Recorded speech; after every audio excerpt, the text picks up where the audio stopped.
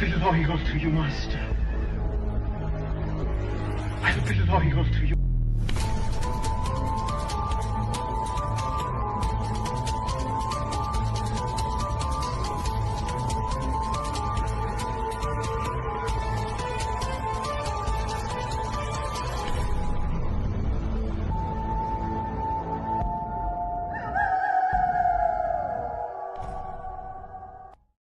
This podcast is sponsored by RealComicBooks.com.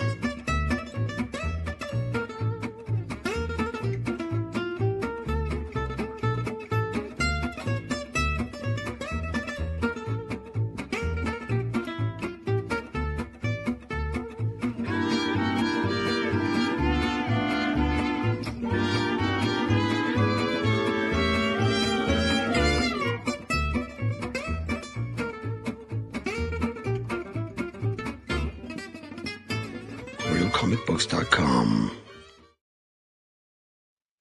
Hey everybody, here we are. That's right, Tuesday again. It fucking feels like Groundhog's Day when you get old. It's like the same shit over and over again. I just feel like I just saw my face last Tuesday, so I feel sorry for my wife. I think every day for her is Groundhog's Day, looking at my mug. But listen, regardless, this is good. What's up going on there, Peter? Loyal fan of the show.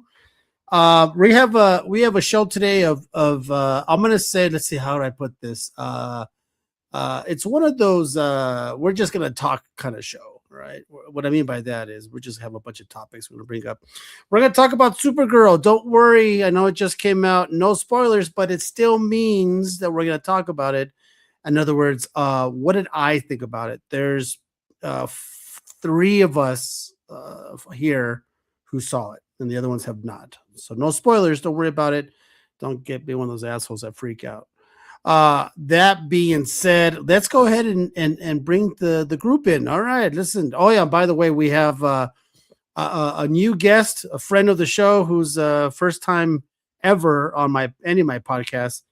Then we have a returning one who's his first time on my new podcast. That's pretty cool, right? All right, my little Habibi. Oh, there he is. To see you, man. I missed you last week. Yeah, well, you're busy sailing away with Christopher Cross. You know, he's 75 years old. He sounds great. He sounds the same, huh? He sounds so good. His great 5 songs he had were awesome. On loop. Yeah. Also, when you have a chance, go ahead. Oh, you did it already. Okay, cool. I'm on top of it. You beat me to it. Let me go ahead and pin that. Just pin it. Yep. Yeah, fantastic. All right, next we got who else we got here? Let's see. Let's bring in oh, there he is. Hi, Sam. Sam looking fresh with the hair. Look at that. Yeah, he looks good, man. I'm jealous of two people on this show with their hair. It's gonna be Sam and then the other guy who's he knows exactly what I'm talking about because he has it almost looks fake. Has that slick. My hair looks great. No, K-pop hair. No, I'm talking about the other guy laughing right now. It looks fake. It looks like Halloween hair. It looks so thick. Reveal it. Let's see it. And lush. All right. Well, hold on. Let's bring in Ish because Ish has no hair. There you go. Every time I hear the intro, I want to get sangria, flan, and a sombrero. It has nothing to do. It's not even Spanish. Listen. It's not even close to being Spanish. I just want to say really Spanish. quick to everyone that's watching, we really appreciate you watching from YouTube. Thank you. It's really dope. We really appreciate it. For those who don't know, that is the American Werewolf in London scene in the intro. Yeah. By the way, that's what that is. So yeah. Yeah, good eye, man. Good eye for those horror fans who catch that. It's one of the greatest werewolf transformations ever on film. And still holds to this day. All right. The next we got the guy with the Halloween hair. Look at that. I mean, look at the thickness of that guy. Wow. You son of a bitch. Don't tell me where you live because I'm going to scalp your ass and put it on my head. One day you're going to see me. I'll be wearing straight, long hair. I wish. See, if it grows out, it's an afro. If I grow this out, you've seen it. It's an afro. Oh, I've seen it. Yeah. One of the pictures I have next to my bed is a picture that Dan sent me when he was. How old were you in that picture, Dan? 16. 16. Yeah. Okay. You have a Just picture of got a my driver's 16-year-old boy next to your bed? It's me, though. It's okay because it's me. It's okay. It's Dan. It's fine. And the guy who's first time on the show, boy, what a show to be on. Fuck. I'm thinking he's regretting every bit of it. No way, man. Lee's the man. No, well, listen. Lee is a professor at USC, and he's got to watch himself on this show because he is unless he has what do you call it, Lee? When you can't get fired, what do you call it? Tenure? Tenure. I do have tenure, but I can still get fired. Yeah. Oh, okay. Right. You know what, Caesar? I will echo your sentiment though. For a show that we're just going to chill and chat, you brought probably two of the best people to do that with. Oh yeah. See. Well, for you guys don't know, Fable is he's already a friend of the show. He's been on the show quite a few times on the old show. First time on the new show. He has his own podcast he does every Friday night, the Blame Fable Show. It's good stuff. If you ever have a chance, jump on there. Absolute Blame Fable. Oh, absolute Blame Fable. He has like 400 guests on at the same time. If you haven't seen his show, it looks like a checkers board. He has like 25 boxes on that screen. Then we have Lee, who I was telling people in the back in the green room that I consider him a friend. He's a friend of mine, if you know what I'm saying. And he's a man of the community in IG. He's it's rarity when you meet somebody who's nice and he's good. He's a good person, but he's also well respected in the IG community. That's hard to find. Handsome. Thank you. Appreciate that. Good travel companion. Yeah. Ish, I'll agree with you too about the American Werewolf in London. I think that was one of the greatest werewolf transformations. But I will say that I do think that the underworld werewolf transformation comes close. I don't think it's as good, but it comes close. Underworld's a pretty damn good movie. Yeah. I do like I gotta tell you, I do like me the Underworld 1 and 2. I do like the Rise of the Lycans too, actually. Yeah, dude, that was good. It's when they went like 4 or 8 or whatever it is that fucking lost me with the daughter and all that bullshit. I was out. All right, so we have a couple of stuff I want to talk about. And get your guys' hold thought. on. Since we're talking, Old Man Warrior 1. Yes, sir. Yes. I've been following you on Instagram, and you haven't been following me. Oh shit! Well, I will change that right now. Wow. Yee. I will change that right now. And Ish, not only that, but Ish is also a fellow vet, my man. Thank you for your service, man. Yeah. Ish, look at that. He wears his dog tags. Okay. Let's talk about something that I'm very interested in, and I want to know your thoughts on this absolute Batman animation that's going to drop. I have a couple questions. What type of animation is it going to be? Right. That's for one. If it's DC, it's going to be dope. No, Thank but you. what style? Like what style? Manga. Right. It's not going to be manga. Shut up. Manga. It's not going to be manga. It will never be manga. It can't be manga because manga's a book anyway. I'm just triggering. I don't care. Anime. You think It's gonna going to be an anime. style? Like anime? Nah. Oh, it is. It could be anime. No. No. Don't listen. It's not to going to be, Dan, because they can't wait 3 years to put this thing out. It'll be in I my think it's best gonna be like guess. 'Cause Studio it's gonna- Ghibli. It should gonna- be like what's the studio? I'm thinking Chainsaw more of what Man. they. Mappa. I'm thinking more of what they did with Castlevania, but with the dark tone. I don't think That's they could crank borderline out that anime. style fast enough. I Really? think it's going to be their in-house, like either more of like the computer generated or like that kind of mixture between East and West animation that they've been doing lately. You know, What they did with Blue Eye Samurai, but is that what you're referring to? no, like what DC has been doing. Blue Eye with their- Samurai their is anime. specials. Yeah. Well, no. Blue Eye Samurai is a new, innovative animation. It's really hard. But What they it's did was anime. they took CGI and then they drew over it. So like they did something different. You know what I mean? They actually painted and drew over. Is that why CGI it looks? models. It kind of gives that Yeah. painted look. Yeah, they wanted it to look like a movie, as much like a movie in animated format as they could. So if I'm you a think fan. It'll be more like Batman the Animated Series more like Blue Eye Samurai or more like That's what I'm saying. Is it going to be more like the animated series type of style? I don't think it'll work if it goes with that art. No, I there's agree. no way. No. I don't know. I think they'll miss an opportunity if it isn't manga style, because I think Batman absolutely gives off.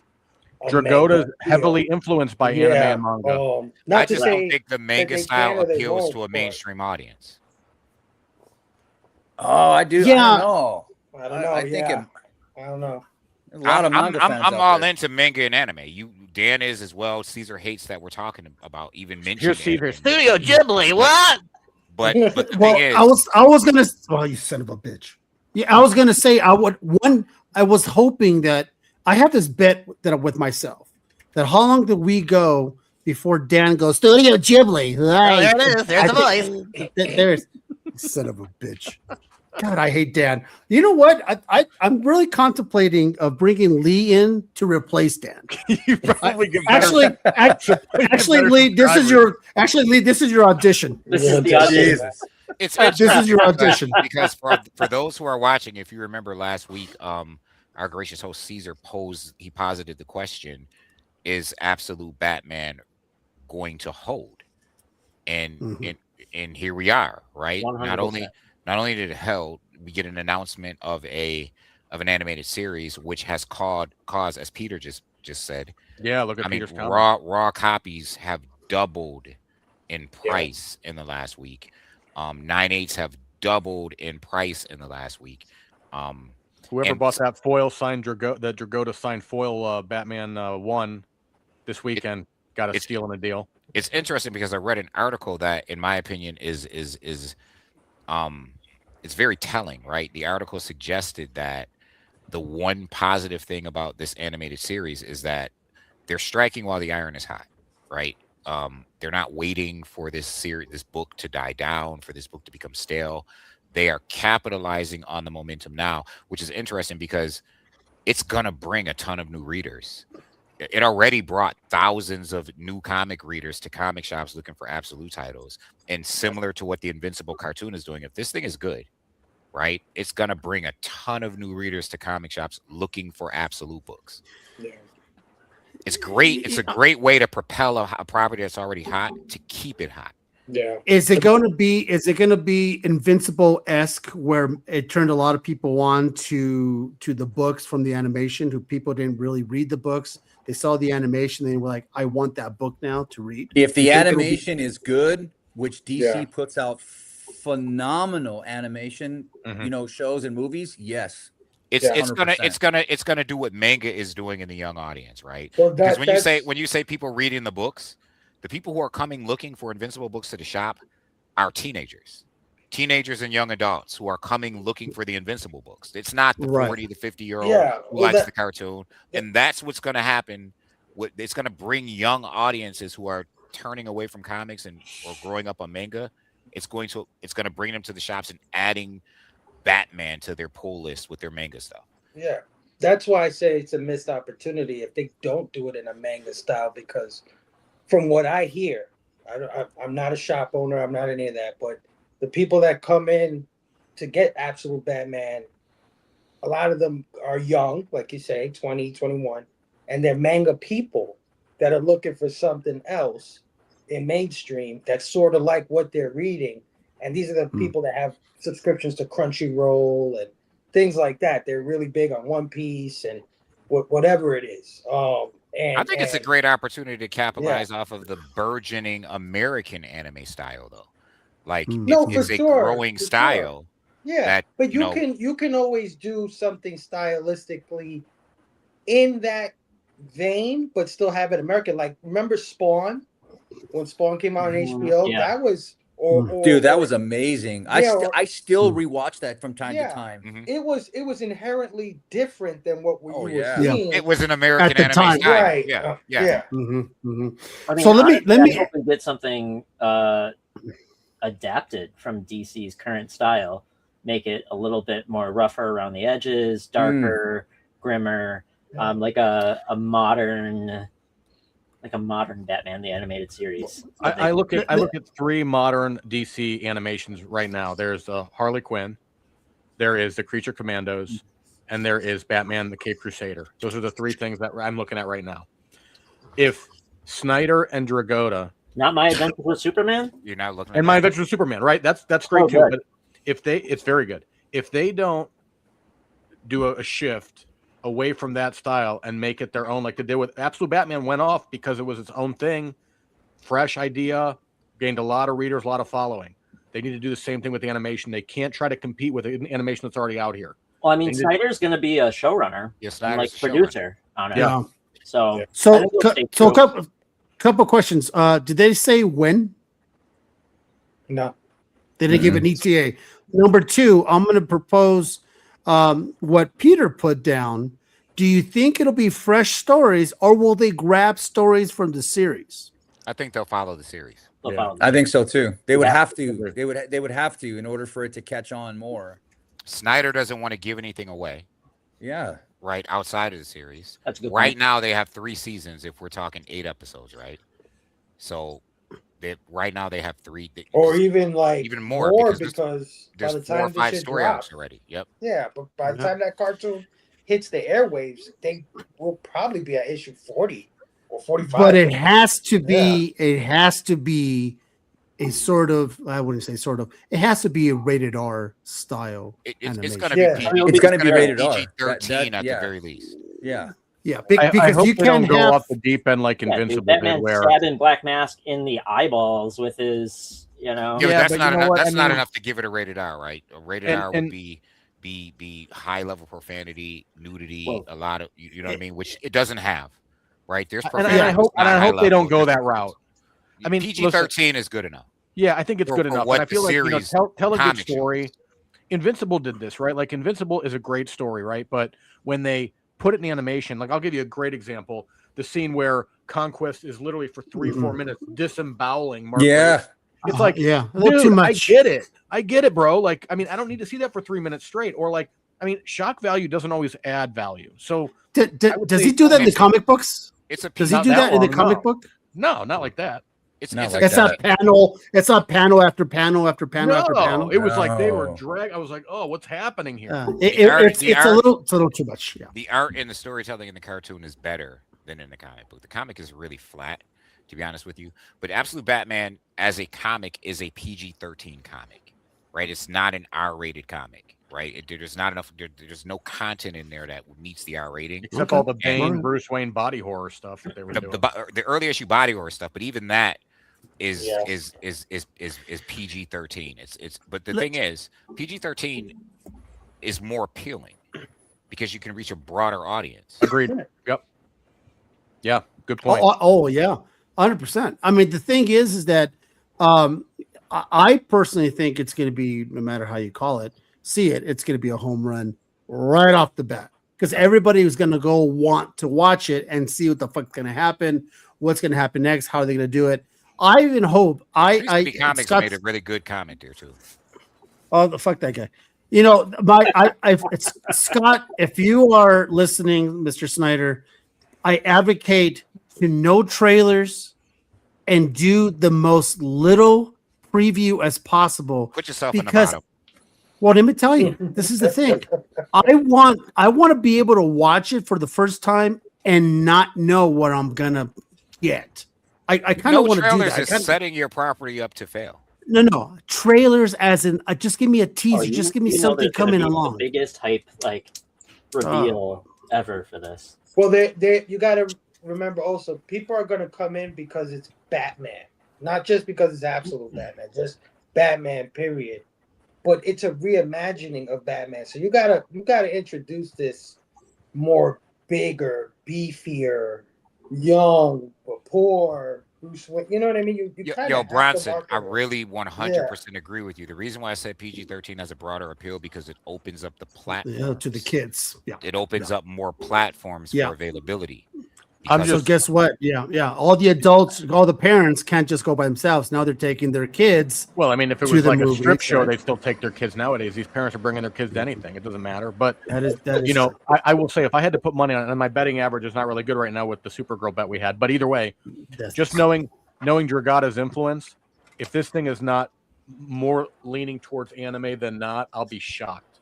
Yeah, but with the like when they put out those previews, like don't set my expectations for something, and then when I watch the show, it's like, where is this that I saw, right? Like it's like the like Supergirl, for example, right? We'll get into that in a bit, I guess, but it's like you play up a certain character or a certain scene, and then you go into it expecting all of this, and it's like, dude, what? That was like 2 minutes of the movie. Come on, you know? Well, more than that, because Dan lost the bet, and we'll fill you in on that. We'll fill you in on We that need to later. talk about the bet. So my other question is, and we all know that it has to be gritty, it has to be this, but we agreed that it can't be over the top, pulling out intestines for 5 minutes straight, or a slow decapitation where you see all the veins, you see all the blood, all that stuff. It's a little too much, right? So they have that formula to just do it right, just enough violence without being going like, all right, already, this is. But there's got to getting be old. there's got to be blood and breaking of bones when Batman kicks someone's ass. That's got to happen. I mean, Absolute Batman is an over the top book, right? I was he's just about to he's say seven, that. He's It's already 7 over feet the top. tall. He's 7 Yeah. feet tall. And, at one point, Bane grows to like 14 feet. You know what I mean? Like, you know what I'm saying? Like, he drives a monster truck. for a God's monster sake, truck, right? Like a dump it's truck. crazy. I haven't seen the second season of the Cape Crusaders. Is that out yet? Not yet. The What black is the and white Cape one, or Crusaders? the But Sam mentioned a one- great one that's out. Adventures with Superman is so good. Cape Crusaders, the one where it's from 1930s. Yeah, like older Yeah, I like it. Older- I actually enjoy it. Older what? like It's style. it's the Byron. era. It's like noir. It's like Based noir. based on who? Based What? on Batman fucking being a noir. I don't Okay, know. but you what to didn't tell mention Batman. You just said Cape. I don't know what you're talking about now. Oh, it's called Cape Crusader. Yeah, Batman Cape. It's called the Crusader. Cape Crusader. Where Like- where I is don't know it? what Is it other like on Cape- HBO or something? It's on Amazon, HBO or Amazon. Is it on I think it's Amazon? Amazon. I thought Might be all Amazon. I thought Think all it would be on DCs are on Max. That's what I thought. I think. Well, you're my color man. Fucking look it Yeah, up, I'm pretty sure it's Max.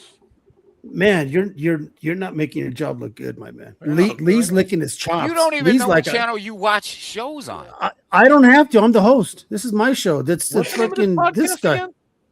You son of a bitch, Lee. What are you doing next You haven't Tuesday? seen Because the this guy's second gonna be season. in the Looking for it on Amazon. He's out. Dan's gonna be at the soup kitchen. That's where he's gonna be next Tuesday. Well, I'm off it for says- I'm off it for says- the next 2.5 months, so we're good. Okay. You're right, What? Caesar Prime.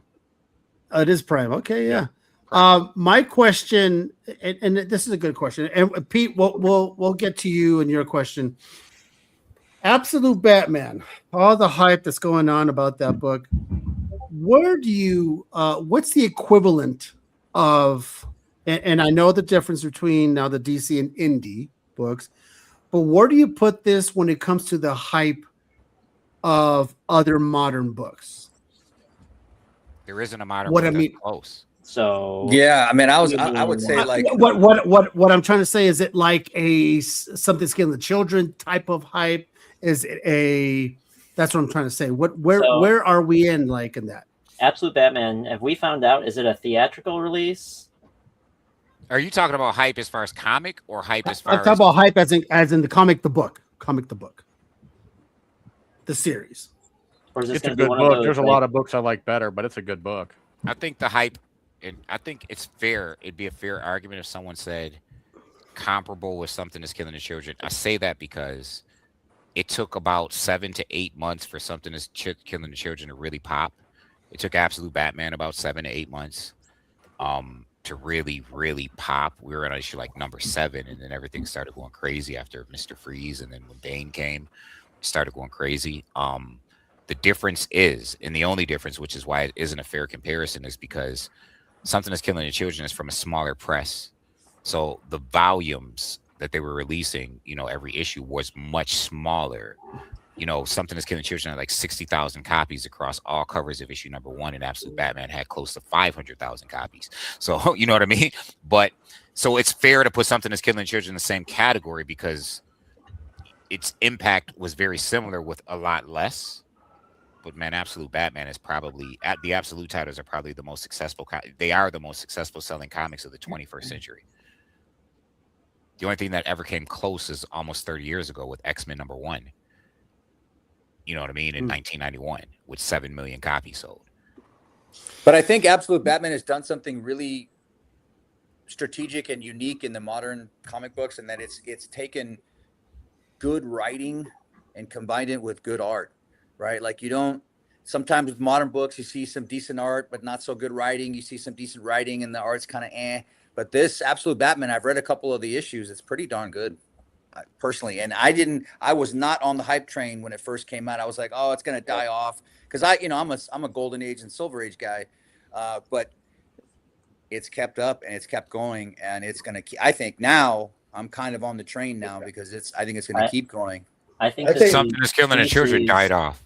Yeah, but I think this is DC's cultural moment that they've been waiting for when it comes to reinventing their characters. Yeah. So when you think about what was the last thing like that maybe happened to a long-standing franchise, it was probably Ultimate Fallout 4, and then getting into the Spider-Verse, and that just took that book and sent it into the stratosphere. I think that we could possibly be hitting that moment where Absolute Batman becomes just something that's ingrained in like the culture of this generation of comic book readers, which is a whole like generation newer than those Ultimate Fallout 4 readers. Yeah, but even with Ultimate Fallout 4, Batman right? 1 move up to be $1,000 book at some point. Not saying that it won't fall off, like Ultimate Fallout 4 has done too. Well, the thing with Ultimate Fallout 4, the difference being Ultimate Fallout 4 dropped in 2011, and you can still get copies of that book all the way up to about 2018 for like $100. They only shipped 60,000. Yes, they only shipped 63,000 copies of that book. They just released the numbers like 2 days ago, right? Only 63,000 copies of that book shipped, so it didn't even have the impact it did from a. So to Sam's credit and to Sam's point, Ultimate Fallout 4 had an impact within comics, right? It introduced a new character that's probably one of the most important characters of the 21st century. You know what I mean? In Miles Morales, right? It was the first, in my opinion, 21st century mainstream Grail. But it took about 7 years to get to that point. Absolute Batman is hitting the numbers that surpassed the numbers that Ultimate Fallout 4 did in like a quicker time. Yeah. Much quicker time. I think they took advantage of social media, of TikTokers, stuff like that. The youth somehow got involved. There's a like a viral kind of social campaign going on behind Absolute Batman, because it's not like Snyder hasn't done this before. He's done this before. Death Metal. Yeah, exactly. He's done this wild, crazy version of Batman. He's done multiple wild, crazy versions of Batman, and it never caught on like this. And so I think you got to give whoever's over there in charge of marketing or viral marketing a little bit of credit too. They like put it out there. I don't know how. I've been trying to track that myself, but I think that's a piece of it. Do you think that at some point with this title, no matter what they put in this book now, it's gotten so much momentum, it's just going to keep experiencing this ascendancy? Like, I mean, it now, like, you know, with this launch of this announcement of the animation, it's, as Peter said, you know, doubled the book, right? At some point here, I mean, no matter what they put in this book, it's going to keep rising. It just has so much legs now. I mean, I think so. Adding to the legacy, it's going to keep doing. Like you were just talking about Miles Morales. You said it took till about 2018, right? Isn't that when Enter the Spider-Verse dropped? Isn't that when the cartoon came out? Around there. It was like it came out a little bit before COVID, right? And then Ultimate Fallout popped during COVID to be like a $3,000 Invincible cartoon. Yeah, it really popped, and then it helped when the showrunner of The Witcher bought the 1 in 25 for $9,000, and then that pushed the A cover. As long as you add to the legacy of something, it'll always. You keep adding to the legacy, it'll always keep being a blue chipper. It's going to be more blue chip. Interesting to see where the series goes, right? So you've got the introduction of the Bat, but look at the Rogues Gallery. Do we lose momentum when all the Rogues come out? Like, there's not too many top tier Rogues left. Like Man Bat is still, people are still awaiting Mad Hatter, but after that, you really start to take a tumble when it comes to who else can you adapt. So where Sam and I always mostly agree, but I got to disagree with you, Sam. There's, you know me and you have debated this because I mean, you could reinvent the road. You can go forever. What I'm getting at though is, me and you have talked about this. Oh, I'm yeah. not a fan of Batman's Rogue Gallery. We talked not even with Absolute, right? Absolutely crazy But take. the Bat family is so huge. It is. And there's so many characters. Because you could bring back not even introduced yet. No, You know I what I mean? agree with you. I'm just playing devil's advocate for the fact, like, yes, you could continue to build the book and the legacy, but 50 issues from now, is it going to be as exciting as it is now? It depends on the quality of the writing. Let me ask you guys, because obviously, as you know, I read every single issue, right? And so I'm all caught up. But I just kind of want to know what you guys think about this, because I'm going to ask you guys. Have they brought up, and I'm going to mention a couple names. You tell me if they've already introduced these characters. So if they've done an Absolute Penguin?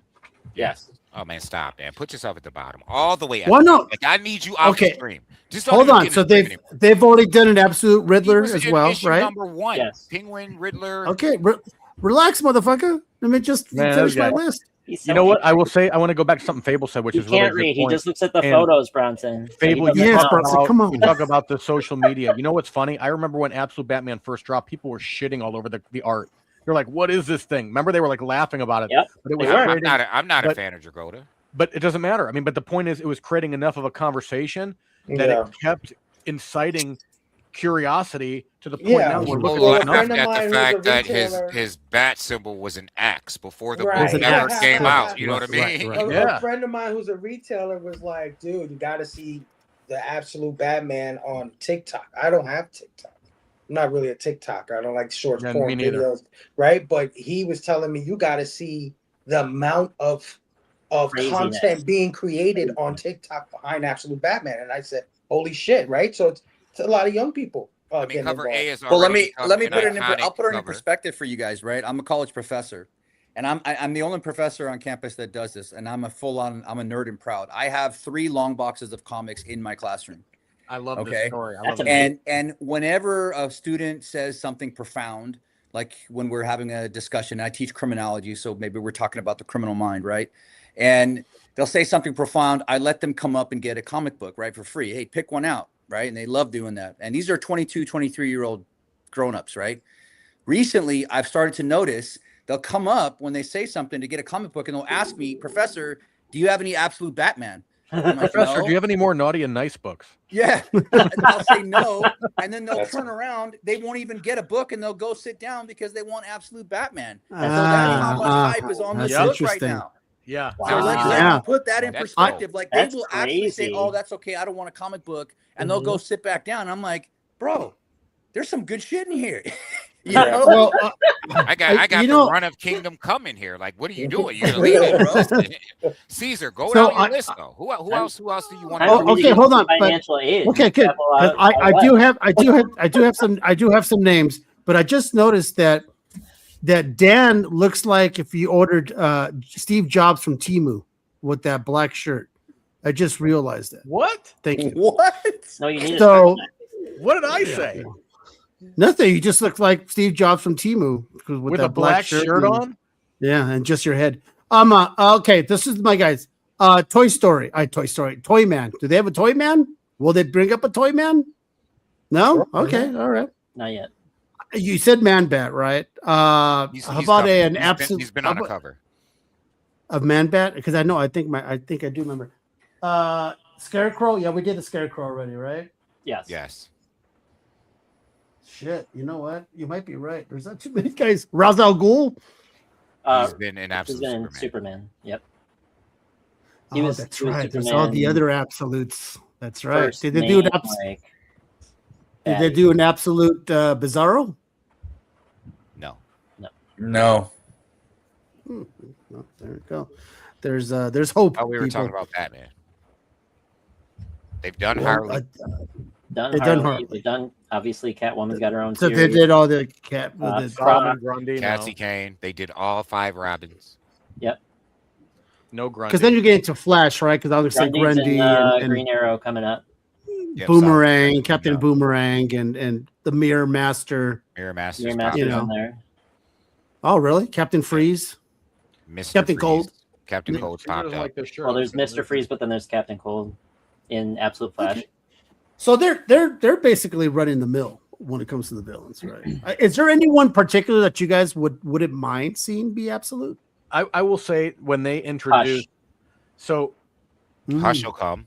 when Porter they Bowles is when they coming. introduced the Riddler and Two-Face and Penguin, to me that felt a little forced. The way they brought like Bane went after all of his friends and crippled them in such ways where they're now these characters. I mean, like, I get it, but it felt a little rushed. How else would they have done it though? Rushed. It took a I don't long know, time. but it was like all in one shot. They're all in the hospital with different things. I mean, Bane didn't it just took kill a him. year for them to become that, though. I'm I'm just saying, like, the way it all happened. The way it all happened, where Bruce is captured, and then he goes after the friends, and all the friends get messed up, and Yeah, but they had Bruce for 6 months, right? Yeah, I got it. I've been reading it. Like in story, you know what I mean? I'm not Caesar. I'm reading it. You son of a bitch. How dare you besmirch my name? All right. Enough. I make the jokes here, you son of a bitch. I think it's interesting how many Bronze Tiger, all of the villains are Dragon. coming out of that facility, the Arkham facility, right? Thank you, Ollie. Thank you, Ollie. What else do you get out of that? Zaz, they showed Zaz in that's what I would be interested. last issue, I believe. Yep, they last showed issue. Zaz? They showed Two-Face following him, trying to dole out some justice, flipping the coin to see whether he's going to murk Zaz or not. That was pretty cool. Oh, so Zaz isn't in it yet, right? It was just like a cameo. You see him walking from behind. Just now. Okay. Just- All right. Yeah, so Okay. we'll probably get Bronze Tiger. We know we're getting Lady Shiva. We'll probably get Richard Dragon. I'm excited for the potential of Bronze Tiger. I'm excited for a potential absolute Plastic Man. I mean, Clayface will be the next issue. Yo, so we're going to change to Supergirl because when I went to the theaters, I just went on Sunday, right? And I'm sitting next to my wife, and they showed a preview for Clayface, right? And I was like, oh, this looks all right. My wife goes, I ain't fucking watching that. I said, joke's on you. It's a comic book movie. You're watching it because I'm going to watch it. So, you're fucked. She goes, it looks scary as shit. I'm like, well, they're doing it, this horror thing. I gotta admit, it looks all right. Yeah, good. I saw it in the previews too. Look good. But I gotta tell you, I'm a little worried. I'm a little worried. Will it be accepted? Will it? I don't care if it's accepted. Fuck people who don't. Yes, I think it would be accepted. Will it be popular? I mean, I think I think it's gonna be accepted. I think it personally. I think because people are into horror right now, and they'll 100%. you combine horror and you combine the DC character, you're in. I mean, I think the people are probably clamoring. Two biggest movies this year are both horror movies. Nobody was sitting around like, man, I can't wait for a Penguin television series.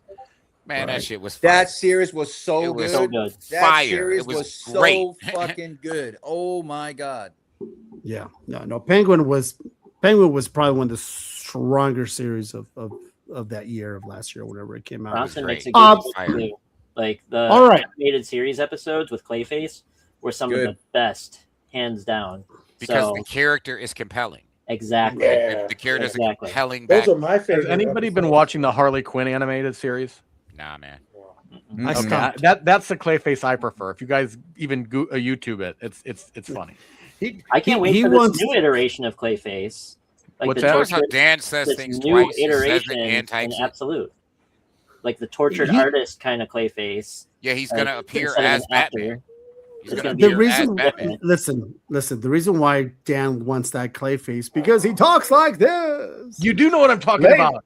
Well, of course, that is Lady Gaga. Of course, I know exactly what you're talking about. Okay, we're gonna talk about Supergirl now. There's 4 of us on this panel who have seen it.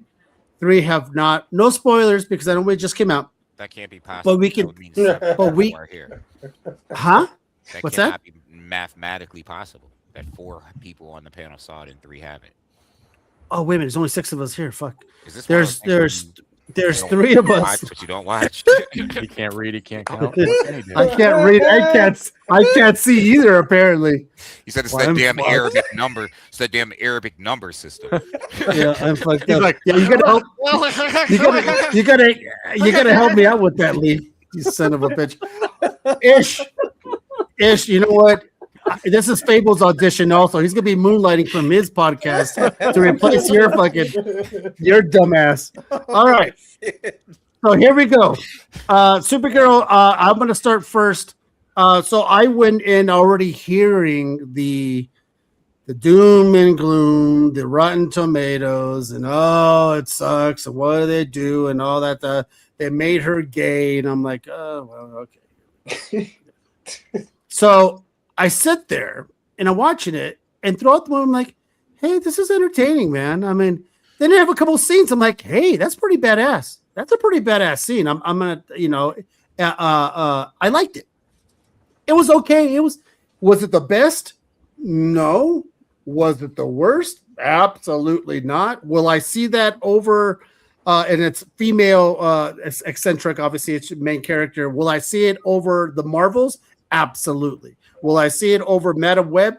Absolutely. Will I see it over Catwoman? Fuck yeah, I'll watch that movie all day, all night. So that's how I kind of like, you know what? It's not too bad. It doesn't deserve the hate that it gets. Now, once again, I'm the average Joe because I didn't read. What is it? The Woman of Tomorrow? What is it? Is that what it's Supergirl, Woman of Tomorrow. I didn't read it, so I can't go. Well, hi, like then, why they changed the character? Why, I don't like the fact that they. I don't have that. And that's one of the good things about being a non-reader for me. I kind of go in with this like, oh, okay. And then what I do the next time, and then I end up calling Dan. I'm like, hey, Dan, so what did they change from the book? And he's like, well, hold on to your pants. Right. Because, and for the other you can't have that voice, dude. But because he's like my Professor Frink. That's why. So this is my thing. From what Dan told me, they didn't change too much, right? It's not like other stuff. It's not like other stuff where they dramatically change a character. They They omitted things, but they didn't change the parts that were in there, except for the end. To me, I didn't like it. But I heard they changed the heart of the story. well, you couldn't fit all the. It would have been a 4-hour movie if they would have put the whole thing. So they kept out some what I feel are good scenes from the book. They kept them out. I think they should have included them. Would have been great, but to me, the ending, I loved the movie till the ending, and then they did a drastic character shift that I just can't get behind. And I can get behind the character shift. I mean, well, hold on, Ish. I'm going to hold that thought. Lee, what did you think about it before really spoiling it? First and foremost, I didn't, like you, I heard all of the bad stuff or whatever, and I've learned already with a lot of with these movies coming out to not go in with expectations. So I had zero expectations going in. I was looking forward to getting my tub of popcorn and sharing nachos with my wife while we watched the movie, and it was entertaining. I thought it was decent. I thought the characters were good. I thought Momoa was great. So overall, I mean, if I were to give it a letter grade, B+. That's fair. Oh, Yeah. okay. I would give it a maybe a C plus B. Maybe. What do you think, Dan? Honestly, C+B-. What did I think? I thought it was great. I thought the movie was great. It would be a B minus. My worry was Teach 'em how to grade. I had one big worry before I went and see this movie. My worry was, I guess, two worries. One, they weren't going to follow the story books good too, enough. just so you know, fine near mint. Fine to near mid. Fine to near Don't- mint. don't- Caesar gives you don't- a don't- 9.8. Dan, Sorry, Dan. Dan, I'm sorry, Dan, for Sorry, Dan. the No, it's good. for the black guy and the Asian who's talking. Go ahead. Oh my God. I had two worries here. My first worry was that they were going to really change. They were going to change the scenes, and I knew they weren't going to include everything because they couldn't. But I was worried what they were going to put in there, they were going to drastically alter, and they didn't. The scenes they got in there were good, except like I said, the ending, which we don't have to talk about that. The other thing I was worried about was that they were really going to lean into this drunk Supergirl, Too trope hard. where, I'm so messed up, man. Like, and I was just like, here we go, and they didn't. I mean, obviously she's on a planet with a red sun for a reason, so that the alcohol can take effect and she can celebrate her birthday. And there's reasons why she's doing what she's doing, and there's a lot of grief and Spoiler emotion. alert. No spoiler. No. That's not a That's not a spoiler. spoiler. That's a spoiler. That's not not a a spoiler. That's a not a spoiler. But there's a reason why you learn the emotion, you learn the trauma behind it, which is important, and it's an important part of the story. And they didn't do that either. They did it pretty. They had enough of it where you understand it, and then they move on from that, and then the story really takes off. And I agree with Lee. I think it was an entertaining, very good story. It's not Iron Man. It's not Avengers. It's not Captain America. Winter Soldier. But it's a good B+ movie, and I'll tell you, you could wait for it to hit the streaming, but it's going to be spoiled to all hell by the time it gets there. It's worth it to go in the theater and enjoy that movie. It's just a good movie. It's a good theater movie. I as you guys all know, I don't go to the movies very often, but when I do, it's got to be something superhero movie or something like that. Not all of them, because I didn't go to all of them. Like for example, thank you, Bronson. Like for example, they showed a Brand New Day, and they didn't show a Brand New Day. I showed my wife Brand New Day on YouTube, and she's like, "What's this?" I'm like, "Well, it's the next movie we're gonna go to the theaters and watch." Bottom line, and once again, you don't have a choice. But hold on. But what I did want to say is, you son of a bitch! I just lost my fucking concentration. Then he put his white hood back on. Lee. Now listen to Dan. Dan, do you mind explaining to Lee what the bet was? Yeah, no problem. So when the movie was first getting its ads, right, and they were putting out the trailers, and then we got that glimpse of Momoa, in the movie, I said, I don't think he's going to be in there for more than 5 minutes. I'll be shocked if it's more than 5 minutes. And I wasn't that far off, to be fair, but it wasn't. It was more than 5 minutes. It was like 10 minutes. It was maybe 10 minutes he was in the movie. Yeah, but over half. Yeah, I mean, I'm not, but it wasn't like 30 minutes, right? I mean, but he was great. He was great, but I was so fucking pissed when he was beyond 5 minutes. I was like, shit, I'm going to hear all about this. So what was the bet? It was just a gentleman's bet? We didn't really. We didn't. I mean, I wanted Dan to like really humiliate himself. He's got to give the show a dowry. Sam said that Sam agreed with me, and he goes, if we're wrong, he was going to send Caesar a 9.8 Absolute Batman 1 for free. Oh shit! So no, don't listen to him, Dan. I mean, Lee. Fuck! Don't you understand? Dan spills fucking venom and putrid words that come out of that fucking pie hole of his. So don't listen to him. This is my last show, Lee, by the way. So this is my last show. the way, Lee. Yeah. So I haven't seen the film. I'm excited to see the film, and for a lot of reasons. Peter. I'm excited to see the film as a fanboy. I love the actress. I loved her in House of the Dragons. I was a very big fan of hers in the first season of House of Dragons. So I'm excited to see her in this movie. I want to disagree with Caesar. I loved what Caesar had to say, but I only want to disagree. I don't think it's fair, from my personal opinion, to compare a movie with a woman lead to other films with women leads. Leads? Right. I just want to compare it as a superhero movie in comparison to other superhero movies. That's fair. That's just how I go into it. And to what Dan said also, I don't think a superhero movie, I used to be that way with fanboy stuff. I really used to be that way where, I'm the guy in the theater. Well, this is what should have happened. And I kind of think that, in this current age with the MCU having been so prevalent and all these DC movies since 2000, I think that these movies don't have to strictly follow a comic format to tell a good story. It can be loosely based on, it can borrow elements from, it's not the comic, right? And it's supposed to appeal to a broader audience. And I think sometimes we as fanboys, and I've been guilty of this, and I've learned and taught myself not to be that way. We can set an expectation that can kind of spill over into the realms of being unrealistic because we want it to be exactly what we read and exactly what we saw, and that can also make the experience bad for other people as well. That having been said, what excites me about seeing this movie, I said the fanboy things, like I just want to see a good superhero movie. Period. Be it a guy, a girl, I don't care. I just want to see a good superhero movie. There's some good superhero parts in there. I'm going to give you that. There's some superhero parts, and they were well made. Some people complain about the fight scenes looked a little weird and blurry, and the non-fanboy in me is excited to see the movie for exactly the reasons why people who didn't go see the movie tore it down, right? Like the hate always drives me to and not away. It pushes me towards, right? And I know there's a lot of hate behind this movie. I mean, Tom King is notorious for being hated on because he likes to write strong female characters, strong women characters, and he's notorious. He gets a lot of notorious hate. And you know, I see a lot of people, not my Supergirl, and I'm thinking it wasn't your Supergirl beforehand. And you can really enjoy something. Sophie Campbell's writing Supergirl, right? And Dan and I read the first few issues of the book.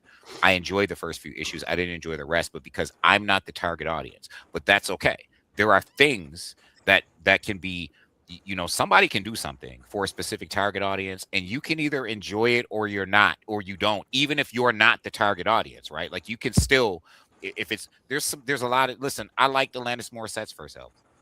She wasn't writing those songs for me, but yet I still enjoyed that album. Her target audience was specifically women. Mary J. Blige for a long time wrote a lot of songs for women in pain, and they all could identify her. And I'm like, oh, this is dope. And I'm not the target audience. That having been said, there's a lot of dudes out there who, for some reason, and I don't get it, and I'm sorry if I'm coming off some type of way, like you would rather see a half-naked, sweaty guy and be happy with that than to see a woman. Talkish. Like, what are we doing? I don't even understand. I don't understand. And they'd be the first person to show up, like, not my You had me at a Supergirl, half sweaty guy. not my Wonder Woman, not my da-da-da-da-da. I'm like, wait a minute. It's weird. Like, you had me at what's happening here? You know what I mean? Like, why can't you just enjoy it for Let's what it circle back is? to this half sweaty guy stuff, though.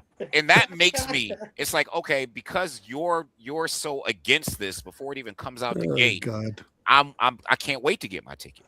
Like, I can't wait to get my ticket and hope this is Yeah, good I and agree with you, support H. it. There's something going on with strong character heroes when the movies just, people just don't like it. I don't understand why. Because I don't want to. Why? Listen, in the Captain, I thought the greatest to me Easter egg in the Avengers Infinity crap was what Miss Marvel did, and the reason why is because why doesn't she get a moment? If we're talking about the comics, she is arguably the most powerful superhero on Earth. He's up there. Like, period. Like, right? Yeah. She's supposed to have a most powerful superhero moment.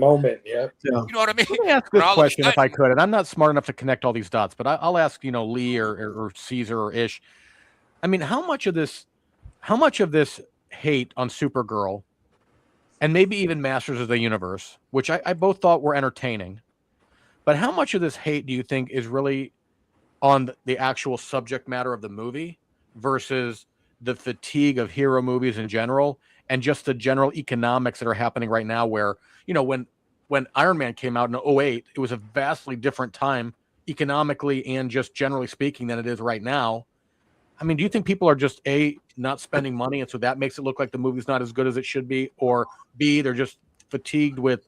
I don't think it's. Let me tell you right now, I don't think it's superhero movie fatigue anymore, because not too much is coming out. There was a time there was a superhero movie coming out every single month. It felt like TV shows combined, TV shows, and then the movie, and then another TV show, and then another TV show, and then next month we have a new movie. I think there was a time where superhero fatigue was a thing. Now, I think it is. God damn, how much is it for a fucking ticket? And I got 12 kids with me. So the economics are more of a factor. Yeah, It's a little rough. I would say But can economics is is definitely a factor. Can I? And I say that because, look, go ahead. I'm 53 years old, right? And superheroes have been a thing since I was a kid. And I'm 53, and they're still a thing today. I don't think it's superhero fatigue. I would say not at all. If I'm gonna, you know, if I had to choose, it was economics, because it's expensive to go to the movies now, especially here in Southern California. Big You time. walk in there and it's not just the movie prices, right? Now you're buying No. popcorn for the family. You're buying drinks for the family. You're leaving the movies. You have 2 kids, 2 parents and 2 kids. You're leaving that movie, like $150 out of Yeah. your pocket, Yeah. right? Yeah, and, So and I think that's it. between that and the fact that these movies that drop in the box office are streaming 30 days later, there's Yeah. really no incentive for people to go and see them in the That's theater. true. Because they can just wait for the. I don't know. Fable, go ahead because I know you had. Yeah. Oh no, I was just gonna say, like, just to play a little bit of devil's advocate and just to give you my overall thoughts. I haven't seen the movie, okay? And I'm gonna preface this by saying I am no way ever in my life ever interested in any Supergirl. Just period. I don't Right. care about the comics. I don't Right. care about the character. Mhm. It's not your jam. Yeah, I have the Tom King Woman of Tomorrow. I thought it was fantastic. That's it. That's my exposure to the character. Bring it in, Fable. Bring it in. But to be honest with You're an you, idiot. I'm at a point in my life where I'm looking for something Oh, different dear. in my movies, right? I just want something different. I want something Oh, a little more, I don't know, original, let's say. I want something a little more mental, if that makes any sense, right? I've watched so many movies, and these movies, although I love them and it's great to have them, because when I was a kid, we got Lou Ferrigno, you know what I'm saying? We got Sweaty man chest. right, That's not why though. but But go on, Ish. so I'm We got Captain appreciative America on a of them. motorcycle, right? Right, exactly. Yo, I'm appreciative of this, Our having new drinking nerd game on the culture podcast. at the Every time Ish forefront. says sweaty man, take a shot.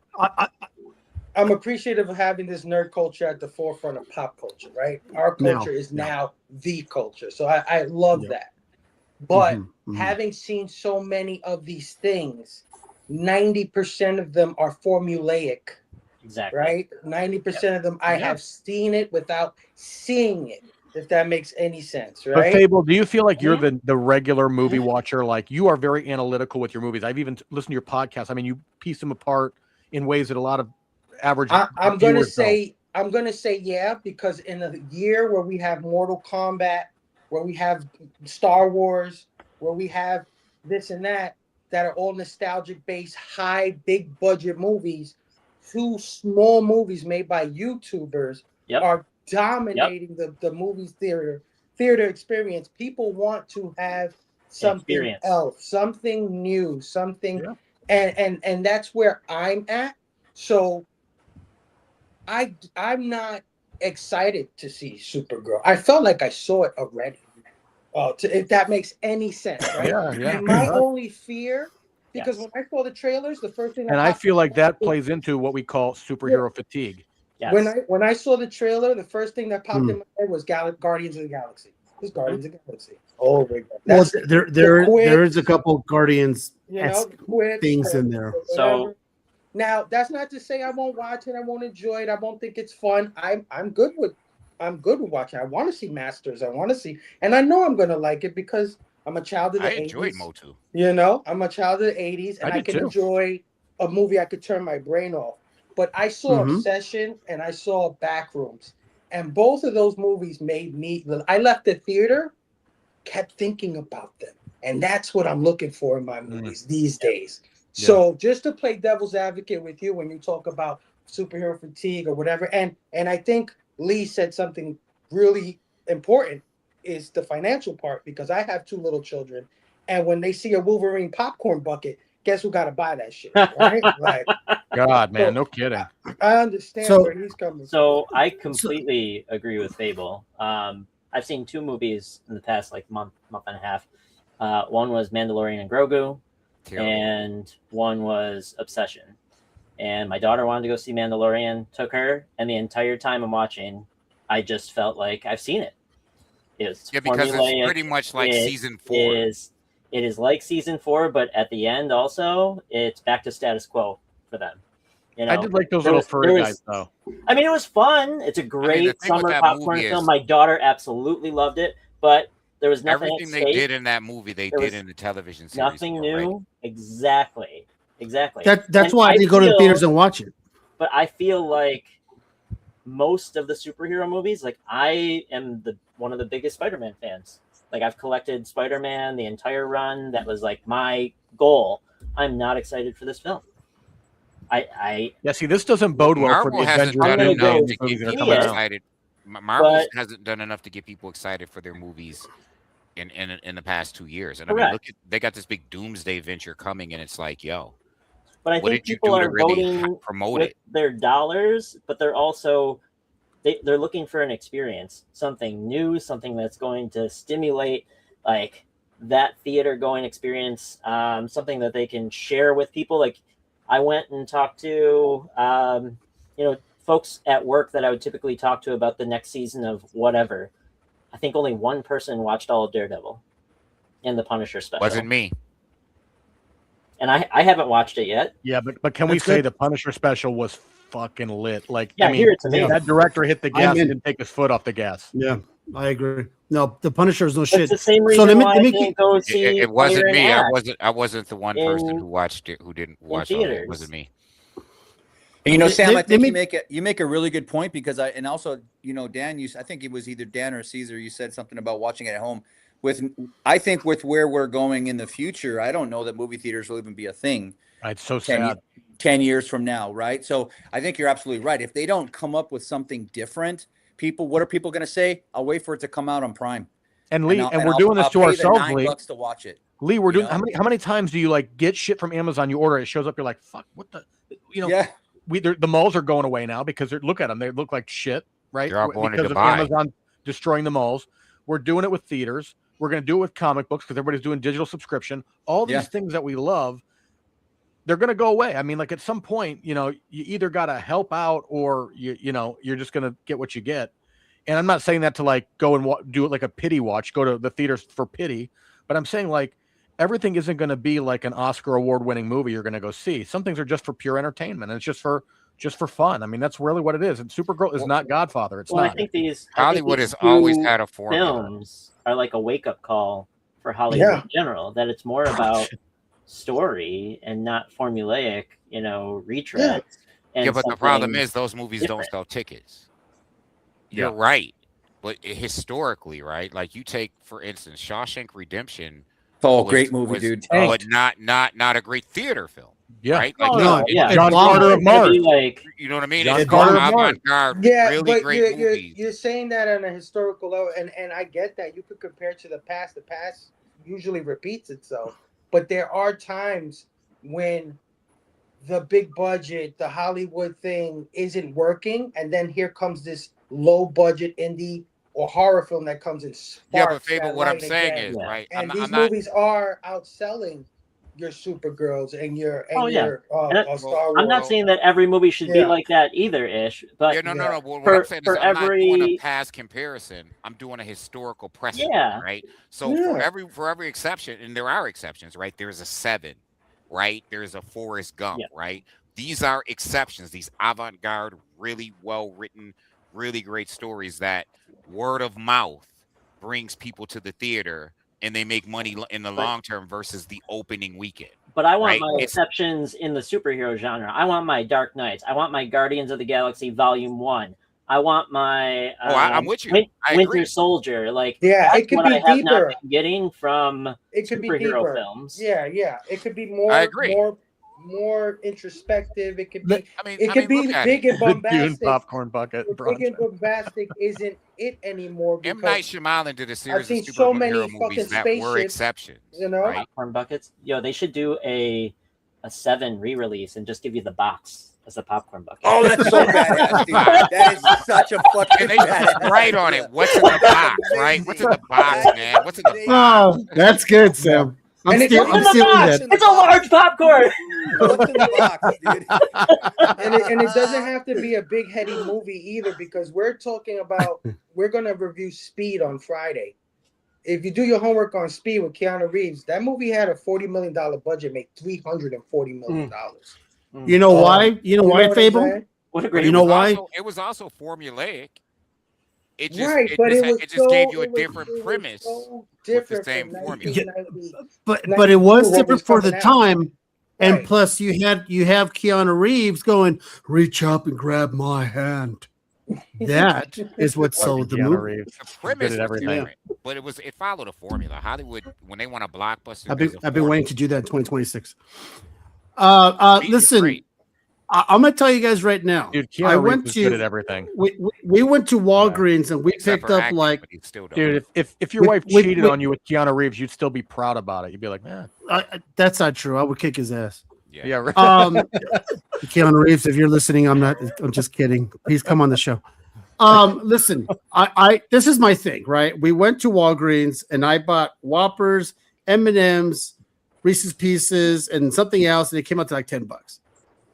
We went to the theaters and I always get the large Slurpee, right? The icy or whatever the fuck it is. Cherry, large. Slurpee again. Boop, boop, boop, beep, boop, boop. He says, the dude looks at me, goes, $11.23, please. And I felt like opening it, taking a sip, and then throw it in his face. My then God, you're just not gonna be giving on him- YouTube for that. You know what? I forgot. We And went right, to and go- Toy Story 4, and it was the same thing. I had, or 5. I had my 2 kids. Well, 2 of the 3 of them, because we're not bringing the baby to the theater. My wife That would and be me. two. So we had 4 drinks and a large popcorn, and it was like 55. Yeah, but Sam, you don't know how to do it. You got to $50. go up to the counter and ask him to pour it in your hand. Like, I'm gonna get you, sucker. Yeah. How You much? gotta No, wear no, your dog tag. for 10 You gotta wear your dog cents. tag. Wait, put it in my hand for Say 10 you're a cents. vet. Listen, I walk into the theater with a coffee, a hot coffee. Every time I take a picture, every time I sit in the handicap seat so no one can sit next to me because I Yeah, just you don't got a like people. Pall Mall and a cup Cause- of coffee. I Cause- got I my think- donuts and I have my dog tags, Yeah, and they Kelly look at me and Savalas coming nobody to the says theater over here. anything. Yeah, They this just guy let over me because do me. they think he's Sorry. blind. That's He's like, why. I bring my Like, ashtray. oh, I'm look- like, eh. Yeah. Yeah. I learned Yeah, 'cause- after Mario Galaxy, I probably won't see Toy Story 5 because they got me for a Yoshi bucket. They got me for like 10 cups. The big It was cups. really good, I'm though. like, yo. It was No, really good, people. I The enjoyed kids it. will love I it. enjoyed it, but like Yoshi it's a bucket. trap, like for parents. Oh, Like, it's yeah. a trap, super trap. No, like. it's a trap. It's a trap. All right. If I so don't let's spend it let's there, the government's gonna take my money. I'm getting taxed every which way I and the other, wanted so a I'm gonna spend it on my family. Michael Did you album see that Supergirl drink? at the Michael movie theater. They didn't even do that. They should have did like a sequin glove or something. Sorry. Looked like I it looked like a picture that Dan sends to Caesar on a late weekday. Something Dan would get a Slurpee in. It looked like a When a well Slurpee and polished. act up. I gotta apologize on behalf of my crew. In case this is your first time watching this, we're gonna replay this. Listen, my crew are a bunch of fuck. flying off the shelves. They're a bunch Amazon of promoted idiots. today. It's the haircut. That man. bucket was Sam- flying off the He's shelves got into that laps K-pop across demon under America. haircut. He's on a It- roll it's- today, man. It's Sam's Hugh Hefner sweater there, whatever he's wearing there. I gotta tell you on behalf of everybody, if you're rewatching this, my crew here are idiots. Every single one of them. The person that All right. marketed that popcorn Says the bucket, guy that who Supergirl can't popcorn count bucket and with do the letter jacket, grades. is the same person that marketed the Cybertruck. They have to be a marketing genius to be like, this is what we're doing. This is the truck. All right. In this show, Caesar has demonstrated that he doesn't read, he can't count, or do letter grades. And weird. I did say Weird. you know what? I said C plus. It's true. I went from C plus to a B, and it's just like B minus. I'll So give I'm it a like C.5. C Give it a point five. C.5. 0.5. Hey, listen, no one throws out the insults but me. Okay, you sons of bitches. It's very mint. That's it's very Fine, very fine mint. Very fine mint. Okay. Oh god. SDCC is around the corner. I know Lee is going, but Lee's actually going to be working. But who else is going to SDCC? No, I'm doing so, you know, I was a police officer for a long time before I became a professor. And so I do bodyguarding on the side. And so I'm going to be doing a bodyguarding gig there for one of the. Oh, you son of, that's the best gig. God. Yeah, one of the movie stars that are making an appearance there at SDCC. So I'll be that person's bodyguard. You gotta be careful, Lee. Dan's gonna call the people and be like, abort. Listen, Yeah. listen, that's terrible. You can't even joke about that. That's terrible. Hey Lee, you don't have to tell us a lot of you don't have to give out a lot of information, Lee, but just give us the last name of who you're bodyguarding. Hey, I can't. That's Whitney so Houston. cool. Didn't you see the movie? Huh? It's Whitney Houston. Didn't y'all see the movie? No, yeah. It's exactly who it is.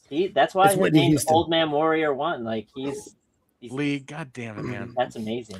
Hey, Yeah, listen. it's gonna So be, and I'm going to tell you that this person that's going that person is very well known. So it'll be busy. It'll be a busy weekend for me, but I'll have some downtime and everything. So if you guys are going to go, I will have a suite there. So paid for by that person. So anyone is welcome to come and Caesar, stay. you should friggin' go. you know what?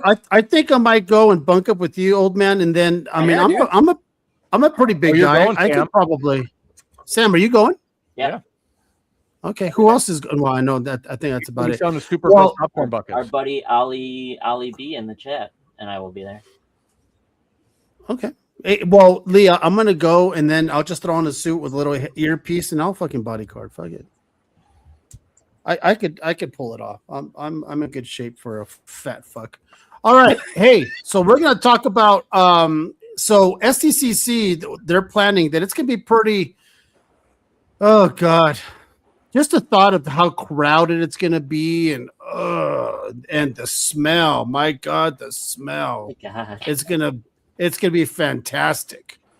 Lee, I hope you put like things up your nose because, or wear one of those death masks that they used to wear for the. real? Well, I can tell you the Cons? one thing I learned very quickly right from when I was a rookie was to always have Vicks with you. And so Yeah, there you go. And you always have to put a little bit on your nose because you never know what you're going to walk into. I learned that in That- basic training. Lee, this might not be an appropriate question, but I'll as a have that bodyguard, stick. can you conceal? Are you allowed to conceal as a bodyguard? Yes, yeah, I do. I have a concealed carry. Yeah. Well, plus I have my retired badge too. So. All right, I guess I'm So back to plan B. He said abort. You heard him. What? He was like abort. Abort. Old man warriors on the case. Abort. Yeah, you're in danger, Lee, of me stealing a copy of a comic book of yours. I'll be like, who stole my comic book? And I'm the one with the trench coat. Jesus.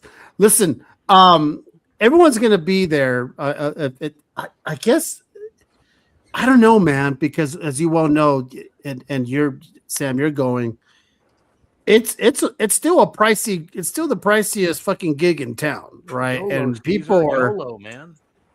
no YOLO, not You no should YOLO, go. not when you're paying $11 for fucking Slurpee or Icy or the fuck do you call it? I mean, it's ridiculous, right? And people are booking Airbnbs and all that shit like a year in advance, and it's very hard for the average Joe to go and just enjoy the con because it's just too much. Not only that, but you got to understand, dude, it's Southern California, and I live in Southern California, so the prices over down here are insane. The state and it's San Diego. the tax, 10% state tax, right, which is ridiculous. So everything is more expensive. I mean, right now the gas prices are coming down, and for regular 87 octane, it's still like over $5 a gallon. Wow. Yeah, Man, they crazy, just went right? up here. yeah. Not that I high. don't- But I just paid Not that high, but- 440, and that's up. I'm like, yo, I thought it was coming down. Like literally, it was like 439. I'm like, yo, that's higher. It was like 404. Now it's 439. Wow. I'm like, yo, what happened to they coming down? I thought it was coming down. Here- It was some type of way, and this is today. Here in New Mexico, it's at 356 or 360 something. So, You sure? um, So you really Yeah. need 530? you know what? I love you guys, and I mean that from the bottom of my heart, because you guys keep me honest. I'm very intellectual, man. I could probably You be are. a professor like Lee. I could probably lecture right next to him because I am a learned. This is a house of learned people. All right, I just spent telling 4 you years that. getting a PhD, so I don't know, man. There you go. 4 years? I did that in I'd never done it. So listen, then the other thing I did want to ask, actually, I want to ask you, Fable. I asked the guys. Caesar PhD means pinata. God. Habanero. Following the podcast, we'll have a 10-minute diversity training. Yeah, right. I mean, HR's gonna have a fucking line out the door. Jesus. That's all I'm gonna say, man. I've noticed that my subscription count rolls backwards. I don't. No. Every single time instead of going forwards, it goes backwards. Listen, Lee. I'm in the negative. I gotta I'm put in the myself negative ahead on 85. Caesar. I gotta put myself way ahead because I'll come on here one day and we'll be in the back room in the green room, and I'll introduce myself, and he'll be like, "Yeah, did you got any purple Kool-Aid with you?" Or he'll just out of nowhere. Like I don't even. That's not. Just come. That's not true. Dan, you've heard it. That's You not. have I didn't heard say it. that. I did not say purple Kool-Aid. You I did. said purple I can drink. pretty much I say said that purple because drink. I'm- Oh, my yeah, last that's joke. actually He that's said That might be Purple worse. that Yeah. tracks. Purple drink. just out of nowhere. Listen, So I listen, just get myself way ahead. there's a reason why I do this show, because I have the black dude, I got the Asian, I got the whatever Dan is, and then I got Lee, Caesar touches I me. got- Somebody help me. I got Fable over here That's why with we this had to start a new podcast. Halloween hair, huh? I'm set, so no one can touch me because Call this I got segment the whole Burning Bridges. I got the whole UN. I got the whole UN in my fucking podcast.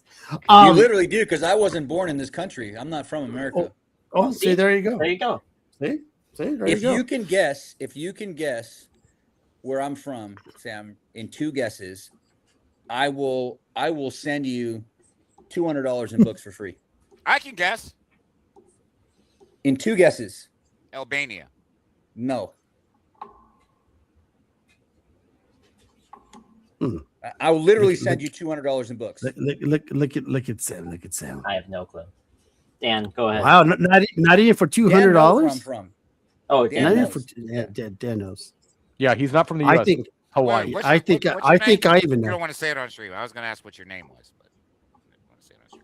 no, I It's don't know. his name's Lee. Go by that. His Does middle that help? name. His middle name is Old Man Warrior 1. No, Pete says sorry, Pete. Ireland. No, not Ireland. No, no, Dane. yeah.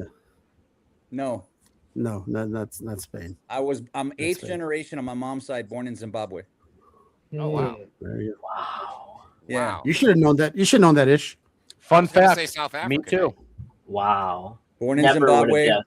My dad is from Portugal, and he came to Zimbabwe, met my mom, and then they had the American dream, just like all of us that came to this country and So immigrated that's the here. accent.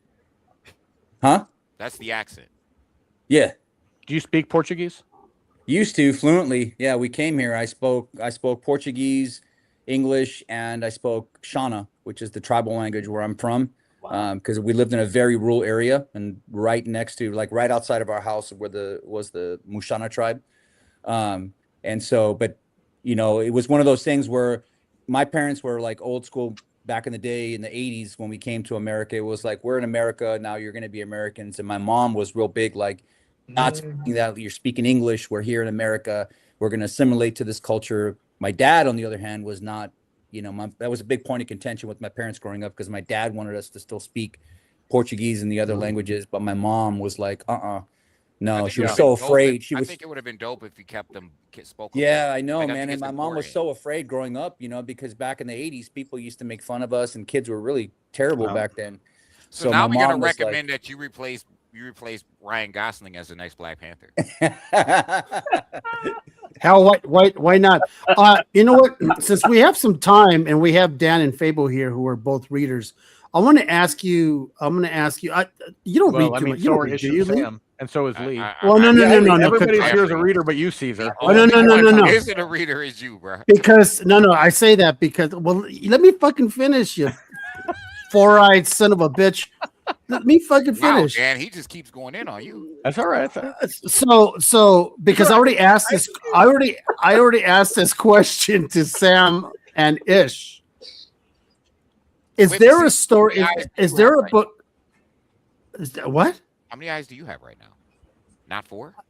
Oh, just 2. So Ish, fuck you, Ish. Fable and Dan and Lee, what book have you read that you started to read and you just it lost you? But hold on, you continue reading and you got back into it. Oh, Oh, Now I I got- asked this question. I asked this question to Ish and Sam, and actually, Sean, Big Clutch, and the other guy. Who else did I have on the show? It was a good conversation because, yeah, I'm just kind of curious. What do you got, Fable? I would say the Incredible Hulk. The last two volumes Oh, the by Inferno. Philip Kennedy Johnson. Yeah, Incredible Hulk, really good. Kind of got a little crazy. Inferno Hulk. Now that he's on that, I'm back on the train. I think it's one of the most underrated books at Marvel right now. A lot of people like to say Marvel don't got shit, but I think Hulk is great. Ah, man, I don't know. I don't think I have one that's trailed off and got me back into it. I mean, I tried to read Absolute Flash, and that sucked, in my opinion. Thank you.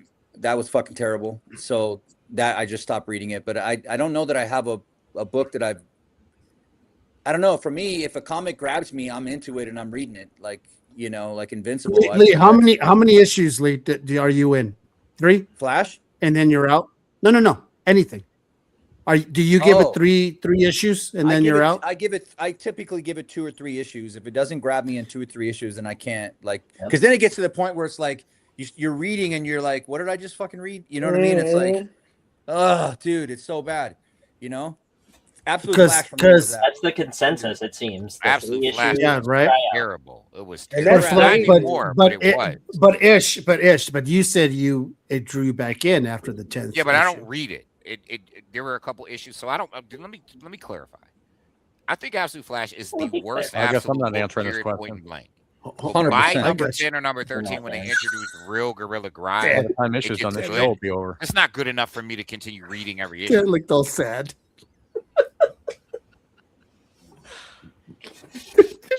Dan looked like somebody kicked his dog. He goes, I guess I'm not going to answer this question. It's just so Dan. quiet. I'm worried if he's like murderous or if he's like. Dan, answer the I'm question. not answering it. Oh, we cut off Ish. I'm not going to even speak anymore. 'Cause he looks like borderline like he's about to go like Waco, Texas on us over here. Hey, I would Ish, like to know. hey, you know, since we're brothers, right? I got your 6, so let's go. Oh, look at that. Listen, Oh shit. And he's trained too. God, oh my God, you both And are I'm trained. good. You're both- I'm good with my M4, bro. God damn. Got your That's 6. great. y'all might All be right, in put your trouble, dick- especially the terrorist up there, Oh God. the ICE Oh, refugee God. up there, Oh my god. in the And K-pop. what- Can you imagine if you watched on The CNN? K-pop demon. You were waiting for. I was waiting for you to say something about Sam. Like, what are you gonna come up with? And the K-pop demon hunter. Jesus.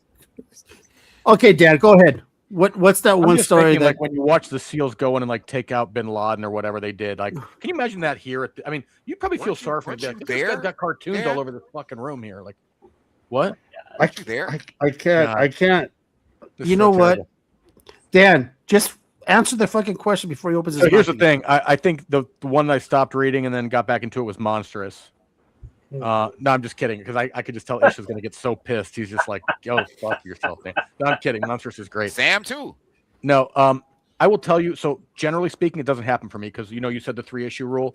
That's me. Like if it's 3 issues, Yeah. I'm out. I don't go back. But Same. there were 2 particular titles. One of which is Sacrificers by Rick Remender. It was just getting weird. It was just getting weird. Then it started getting good at the end. But it's and then the other one was Lucky Devils, that Charles Soule Ryan Brown book. I mean, it was a good idea, and then it kind of like got weird, and now it's sort of coming around and it's wrapping up. So it seems like What's the up with first the one you comment. said, Dan? What's the first one you said? it's called the Sacrificers. Rick Remender. Yeah, Remender. Yeah, man. It started out and then it stopped. That's how a Yeah. lot of Remender stuff, has. So- It is. so- Seasons. You still like the seasons though, don't you, Dan?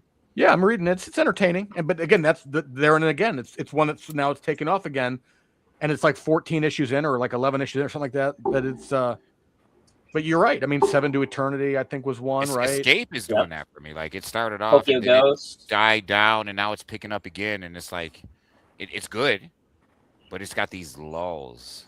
Boy, it had But a I don't. lull. But I don't get that a lot, Caesar, because again, I mean, if it's not good, I'm not picking it. I'll give it 3 issues and I'm done with it. Like we talk about the same economics with the movie theater. Same with the I mean, every time I'm going to the comic book every week, it's like 50, 60, 70 bucks every freaking week. You know. What was the book that I thought of another one, Caesar, actually, when we were talking about Tom King's Batman run. Like that was one I got out of, and then once it started getting towards like Death of Alfred, stuff like that, I got back into it, and it was pretty solid. I thought that wasn't Batman issue Catwoman, was pretty was it? terrible though. Yeah, when they got married. Yeah, okay. Is there any titles that like surprised you guys that what you just kind of picked up the book and were like, you know, let me just try this, and you read it and it was like, this is phenomenal. Image Knights. Knights is great. Knights is so good. Power Fantasy, The Moon is Following Us. The Moon is Following Us. What were you going to say, Fable? Savage Avengers. Really? Yeah, Savage Avengers. When Conan yeah, oh my god. I thought that book was gonna be just your typical like fucking like, you know, just bring all these cool, you know, what do you call it? Like Stone Cold in between good guy, bad guy guys together and make a team. And it was gonna be fun. And man, I enjoyed the shit out of Savage Avengers. Is that with Red She-Hulk? Was Red She-Hulk in that? No, I'm feeling that way about. It's a Conan book. It's a Conan book. Yeah. It's not even like Elektra.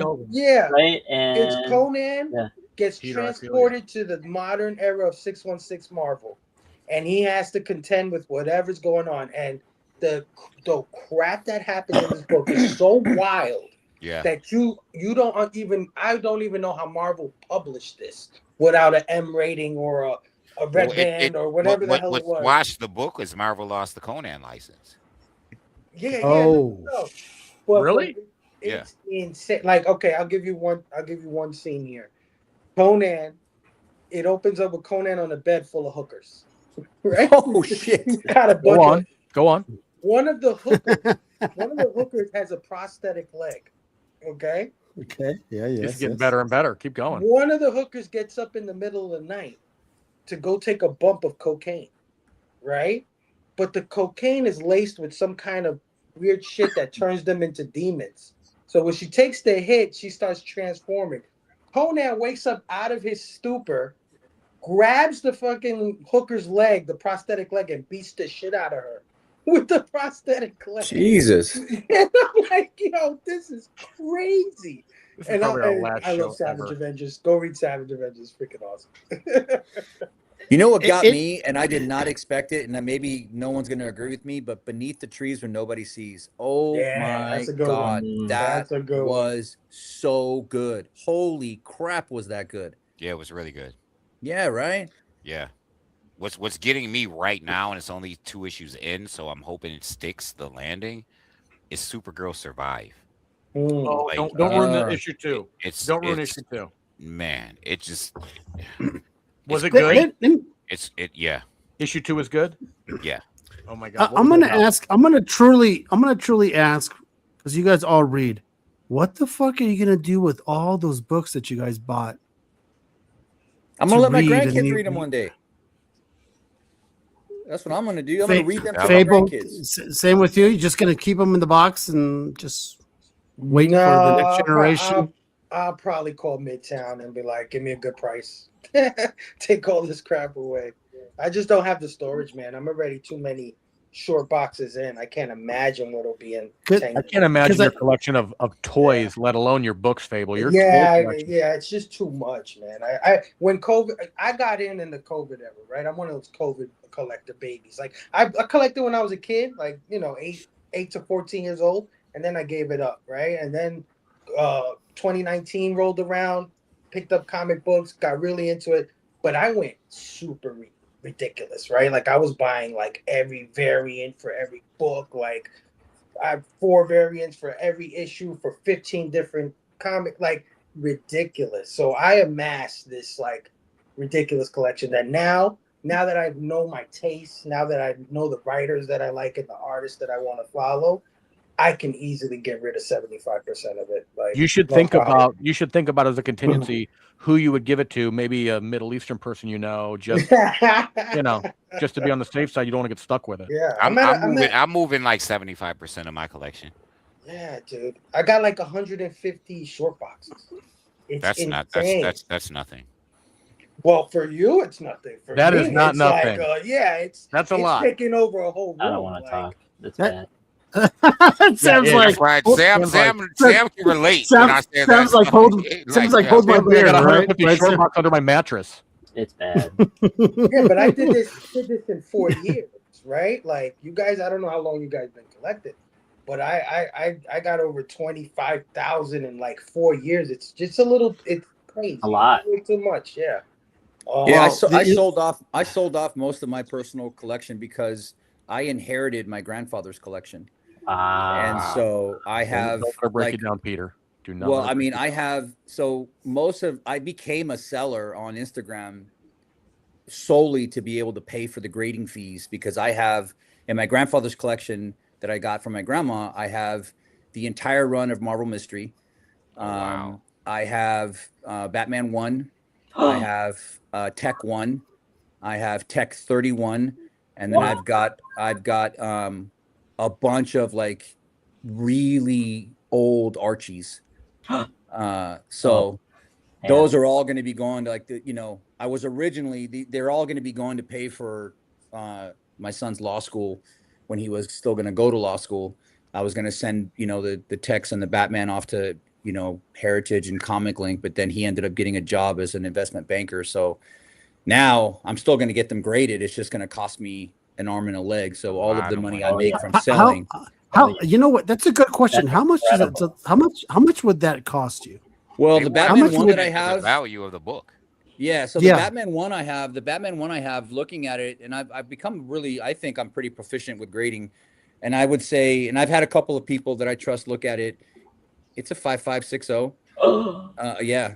So And that's a figure book you probably want to 3%. walk. You probably want to walk that. that Oh is yeah, incredible. yeah, Like- dude. So Incredible. that one is that's Wow. a what $400,000 book. So 3% of that is what it's going to cost me to grade it. Yep. My Tech 1 is a solid 7075. The Tech 31 is. I think if you send it right to Heritage though, won't they take care of the fees and just take it right off whatever the auction is? They'll take it off of whatever they're gonna do. But I don't know that I don't know yet which ones I'm gonna send to auction. Of course, got it. So Lee, let me ask you because this That's is something amazing. that What this is something I had a conversation with a peer recently. Like, what would we do if we came across an Action Comics, right? Because it's so risky. that happened. No, but hold on. I'm talking recently. about personally. Like, Yeah. how would I handle that? Do I Mm. walk it into CGC? Do I go to a lawyer? Like, I want a video the entire exchange, like from my hands to their hands, and I'm like, because I don't even trust them. Once it's, you know what I mean? Like, I don't trust anyone with something like that. You know what I mean? And imagine if you had like you said, a 6560, like the ability for you to trust everybody in that process. Yeah, they got to sign for it every step of the way, but like still things happen, right? And next thing you know, hey, we're sorry. You know what I mean? We lost. You're not your going to put book. it. You're not going to put it in a Gemini. You're not going to put it in a Gemini and send it over to your Nah, press. you gotta No. walk that into If I, CGC. I'm gonna, if I do it myself, it's gonna be one of those things where I'm either gonna literally fly to Florida, right, and have it graded there while I'm waiting, Strapped to your type of thing. chest. Or I'm gonna do it at like on-site, on-site grading at a con or something where I can see it be graded. And I talked to a couple of representatives at Comic Link, and they have insurance and it's all covered and all that other stuff. Yeah. But when you're talking about a book like that, they understand, and nobody expects you to mail a Batman 1, in for grading. You'd have to be insane. Well, Yeah. that's like Peter says. That's why he keeps it raw. Because I'll just keep it raw. I mean, because you could just sell it raw as well, right? But you just won't get. I could, but no, I'm gonna. I mean, because Don't eventually realize it's the gonna. value. When my wife and I retire, we want to. We're gonna move out of Southern California, and we want to buy lots of land, right? Like we want to. I would love to live in Montana. Like I want my nearest neighbor like 7 minutes away. Yeah. Yeah. So I would sell that Batman 1, and I would buy some really nice property somewhere. By the time you sell that Yeah. Batman 1, you'll buy, maybe 1 acre of land. That's probably pretty much it. The way inflation's going. Do you live, But- do you but live in Lee- a city, Lee? Huh? Do you live in a city, like a big city? Yeah, well, I live in a suburb of LA, of Los Angeles. Okay, yeah. Mm. Because you, So you it's- said that like a true city person. Yeah. I want to live 7 minutes away from the Yeah. next neighbor. But, Well, but I mean, Lee, when I you was- also I loved it as a kid because, growing up where I Mhm. grew up as a kid, we didn't have neighbors near us, right? So, I looking back, in retrospect, that's the kind of living that I like, Mm. But Lee, you also, because of the fire, you lost a lot of the collection. I did, yeah. Well, I lost my dad had a, Oh a my baseball card collection that was worth close to $1 million, Mm. and it was in a storage unit, and we lost everything, and it was Oh, not it was not insured. Oh, Yeah, I mean, my dad had Yeah. he had he had the old tobacco Yogi Berra card. He had Honus Wagner. yeah, he had like, I mean, you name it. I mean, he had it. Nolan Ryan rookie. He had you name it. He had it. He had signed baseballs. Signed baseball bats. My dad was a huge baseball fanatic, and every single piece of that memorabilia. Because when he passed away, he gave me all of his entire baseball card collection. And when the last time I valued it before the storage unit burned down, it was just about $1 million, and it was not insured, and we lost everything. That's an absolute horror story. I always look at it like, Caesar always says, what are you gonna do with all those books, right? And the practical part of my brain is always like, I'm putting down liquid cash for books that are gonna sit on the shelf. Maybe they're gonna spike, maybe they're not. The difference I look at it though with collecting comic books in a different light than like maybe precious metals or something like that is they're entertainment to me. They bring me joy. I open them up, I read them, they transport you. I mean, You can always get insurance and light a fire. oh my gosh. Well, I don't know. I mean, you didn't hear that here, guys, but That's a felony. You didn't hear that yet? how many laws did we break on this show tonight? Too fucking many. I think I'm stepping down. Actually, this might be my last show. but But it is like it's tough if you use the practical side of your brain with these hobbies. It immediately takes the joy away, and I just can't look at it that way. Like I still love going every Wednesday to get the books. I love reading them. Sam is losing it, right? But I have this reoccurring dream, and I don't know if I told you, Dan. I don't know if it's I don't know if it's a Final Destination thing, but I have this dream of a mountain of comic books landing on Dan when his family's away. Final Destination. You heard it here. And Has a recurring they dream about come, me. and she comes back, and he's like all bones under a fucking pile of just Wonder Woman books because they're it's not gonna gonna want them. It's 2 coffins, one for all the books, one for one Dan. for Well, that's for in my Dan. will. Actually, if I die, even if Kelly's still healthy, she has to be put in the coffin with me. That's in the will. So, she's coming with me. Shout out to Brian. That's fucked up, man. Oh man. Well, I gotta tell you, what a shit show. What a fucking shit show. I get after this show, I think I might be stepping down. This show is just There we it's go. stupid. It's I no longer ridiculous. have a job, It only by the took way. 6. Here seven- on this podcast. These chill type of shows are just what we need sometimes. You know what? It's gonna be the Real Dracula's Wolf podcast after dark featuring Sam, Old Man Warrior, Fable, and Mark.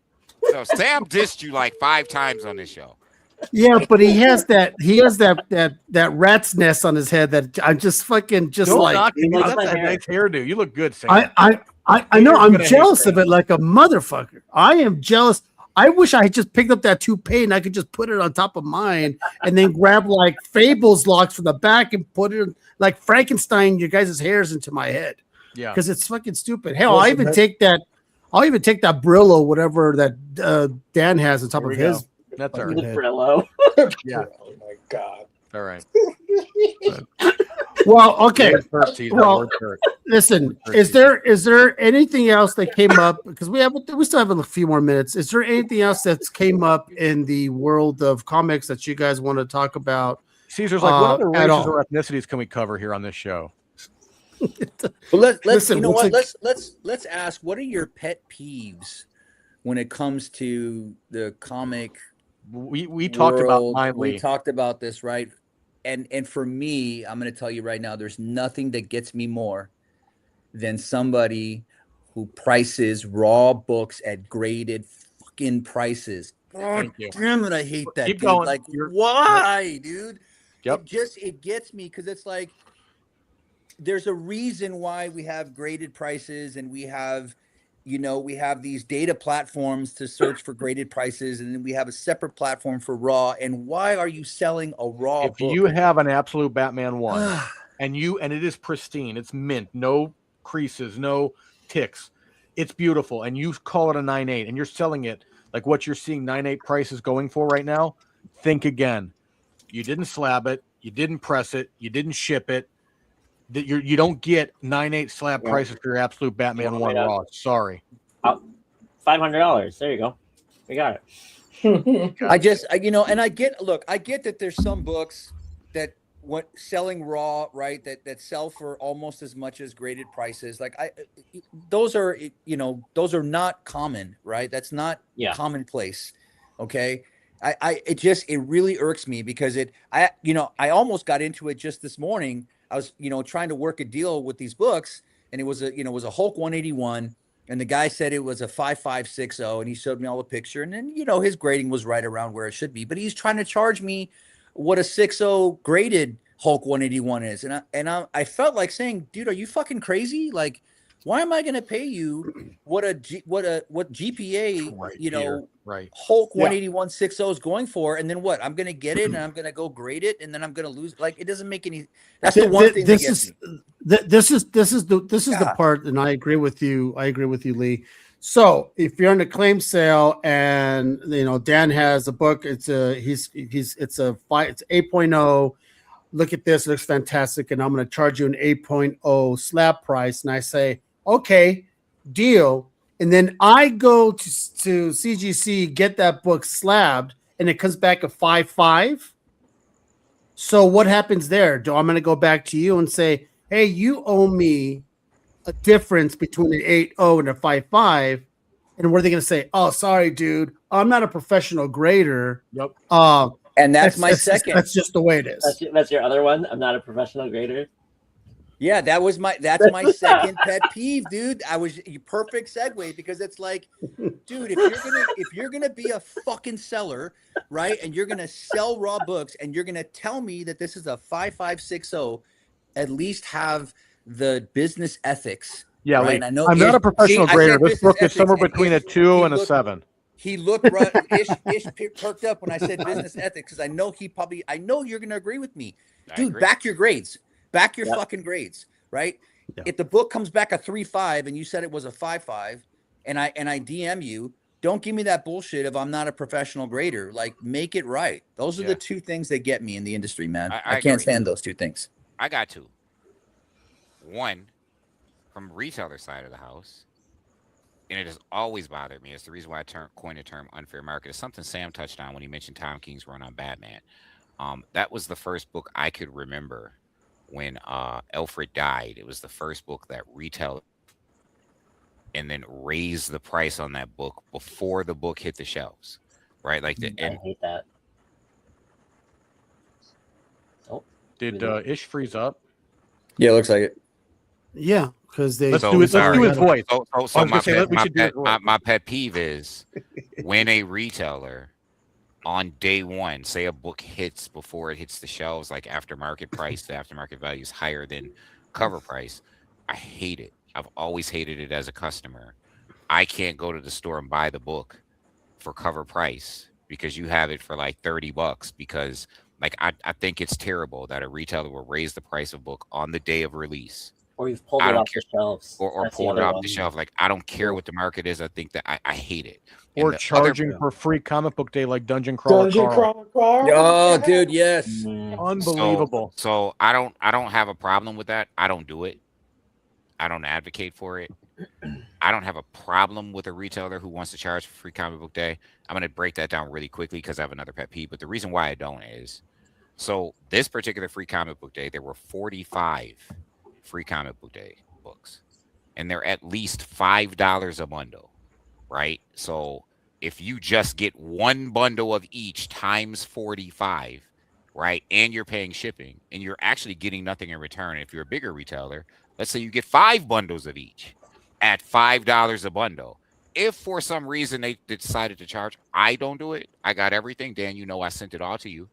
You know what I mean? I wanted to, can I actually, I don't want to cut you off, but I wanted to give Yeah. you your flowers because you sent me a bunch of free comic book day books after we knew about certain books, and they were still all in there. You didn't pull Peter's one out. one of my customers. Peter's one of my customers. He's in here. I don't have a lot of walk-in traffic. So all of my customers that buy on my stream, I order all the free comic book day books and I just send them. I think because it's a Gemini, I may add it to their order and charge them shipping, but I don't charge them for the books.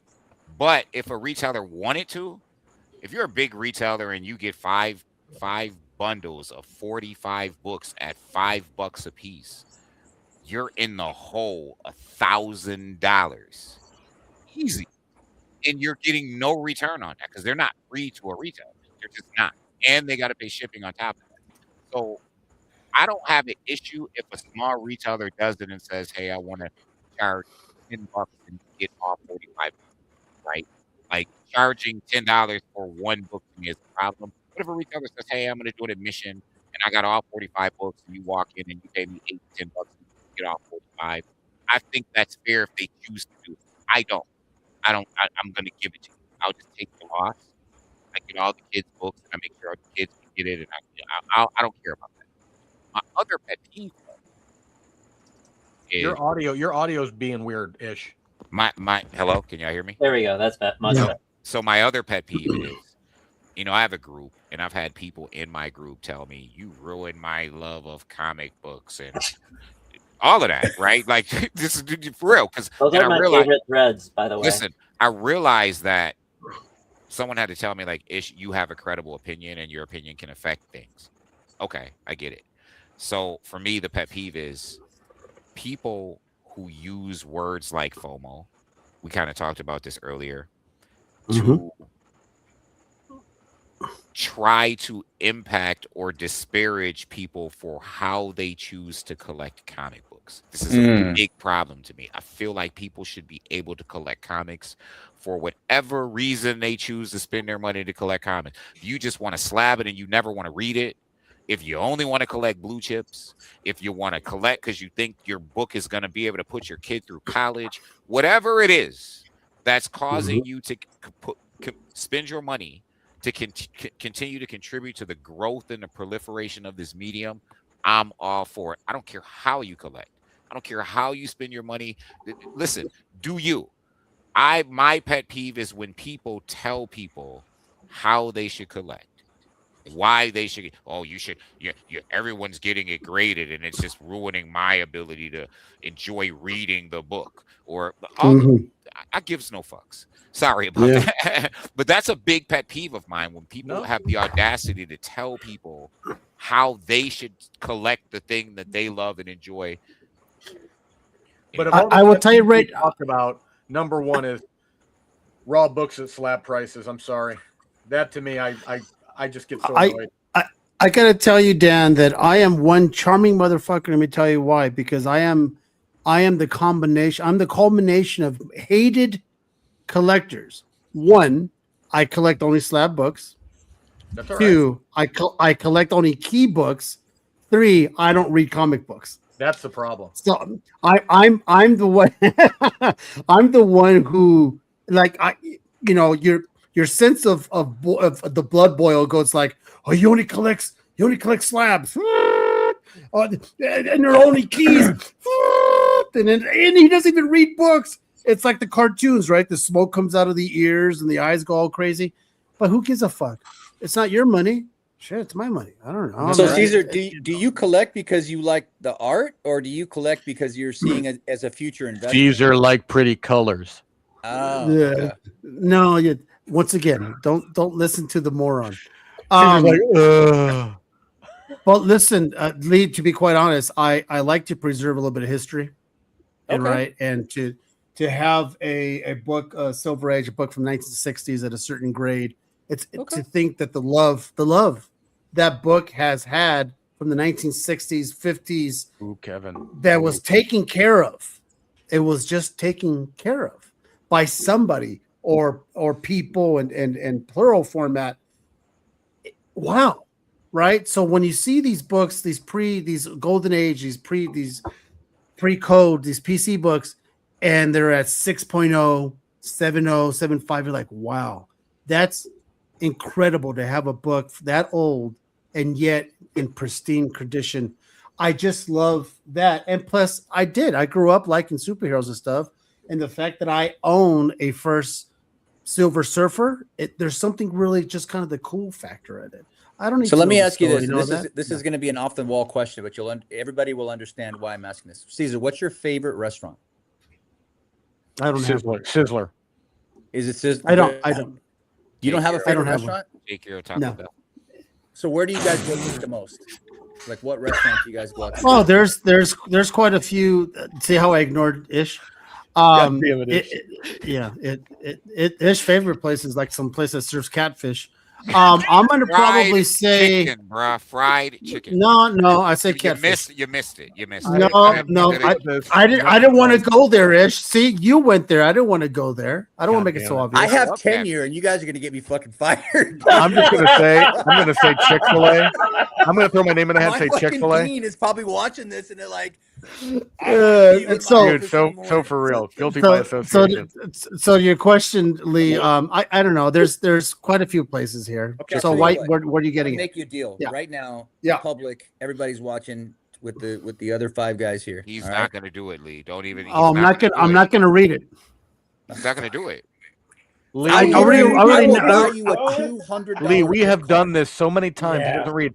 Caesar started collecting comic books because he thought he was buying records. He didn't realize they were comic books. We You do a live reading on stream of a book. You know, my favorite part of this whole conversation right now. Even Fable's like, yeah, that's not gonna happen, man. Yeah. I tried. I had him on my show.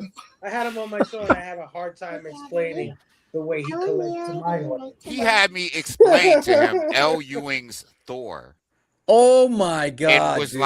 And was like, I'm gonna read it. I found out real quickly when Caesar says I'm going to and read. You might as well just turn the TV off. Just change the channel. Just tune into another frequency because he's giving you that. He's giving you that Lothario bullshit, right? Like I once had Marat Michaels on the show, and he's like, one of these days I'm gonna draw you as like Pooh reading a comic book, and now that will be the joke. And I'm like, well, that's probably the closest you're gonna get to me picking up a comic book and reading it. Now say it again. What I mean, I never read a comic book. I've opened obviously, but I've never read a story from front to back. We're kind of wearing him down though. Last week he did say, "You guys are making me want to read Absolute Batman."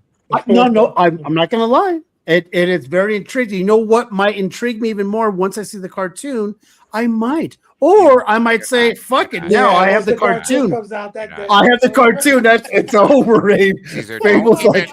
Every time you even begin to convince us that you're convincing yourself, you lose. We don't believe you. Like I was going to give this guy $200. Oh, a $200 gift card to any restaurant he wants. And no, I don't. Hey, old man warrior, I don't read either. So you want to do that bet with me? I don't read.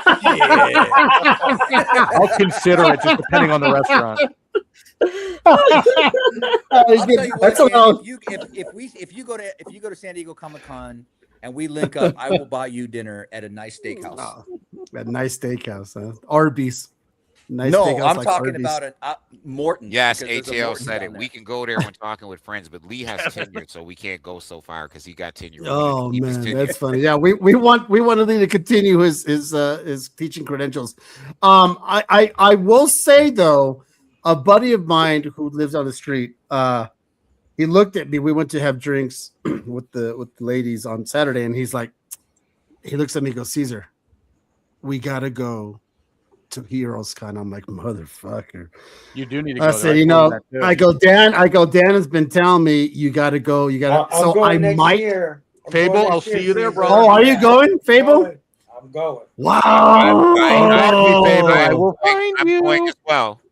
Oh yeah, let's go. Go. You know what? I might go. If we think all actually- go, we should do a live podcast from Heroes Con. Yes. Oh, 100%.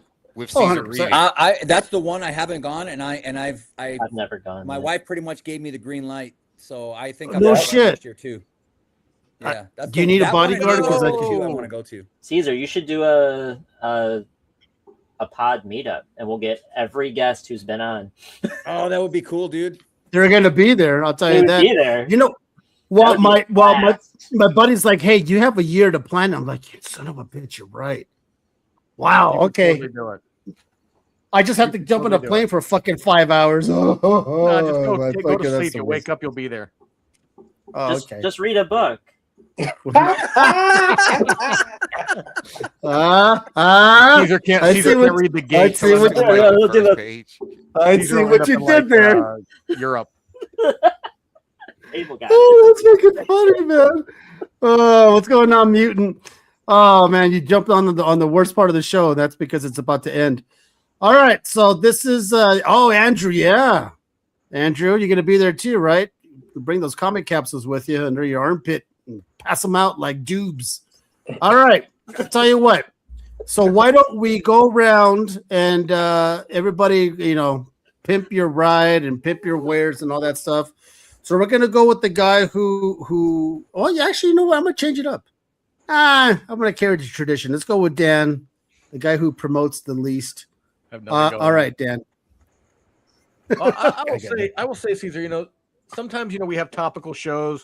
I think this was Yeah. a really good, fun, chill show conversation with some really great people. So, you just put on some great shows. I will say, this past weekend we got through the Comic Underground's here, Anticon, and I had a live sale on Saturday, and this community continues to amaze and astound me. I could feel the love. My sale was crazy from beginning to end. It didn't stop. So again, you can find me on Instagram, Tree City Comics. I'm always, writing about the books I'm reading or the shows I'm watching, or, just making memes and offending people if I can. But I just love our community so much. I'm so fortunate. I always say, the books are the bonus. It's about the people. The people make this hobby so fun. So, I got to meet these great guys. I love Ish. I talk to him almost every day. Talk to Sam almost every day. I just love this community so much. So please look me up on Instagram, Tree City Comics. Connect with me there. I don't think in terms of shows or anything, I have anything going on really right now. It's just, laying low, reading books. So connect with me on Instagram. Love you guys. All right. Let's go with let's see who we want to. It's like a roulette wheel here. Let's go with you, Sam. What do you got going? Oh, what do I have going on now? We're shipping a ton of stuff out. We should be caught up on shipping for all sequential art exclusives by next week, I believe. So if you're waiting on some books, don't worry, they're on their way. We have some cool stuff in the pipeline, including another Absolute Batman. I believe 23 will have an exclusive. We have a Something is Killing the Children 50 coming up that is going to blow everyone's minds. It's absolutely astounding. And if you are a fan of anime, you're going to be a fan of this book. You're going to want to pick it up. I should probably go live at some point this week. And if I do, I'll be running a whole Absolute Batman run. 1 through 21, all starting at $1. Follow me on Whatnot at Comic Sam. Don't do it like the Invincible run. You're up till like 1 a.m. So that stream was out of control. But I'll be running some rare variants on there too. Follow me at Comic Sam Collects so you can see all the teasers and the drops for all the exclusives we've got coming out. But you can catch me at SDCC also. I'll be there the whole weekend. So if you want to link up, just shoot me a DM. We'll have some fun. All right. So why don't we go ahead and go with Lee? Someone's already asking, like, where can I find you? Well, so Old Man Warrior 1 on Instagram. So if you guys want to give me a follow on there, that'd be cool. I'd appreciate that.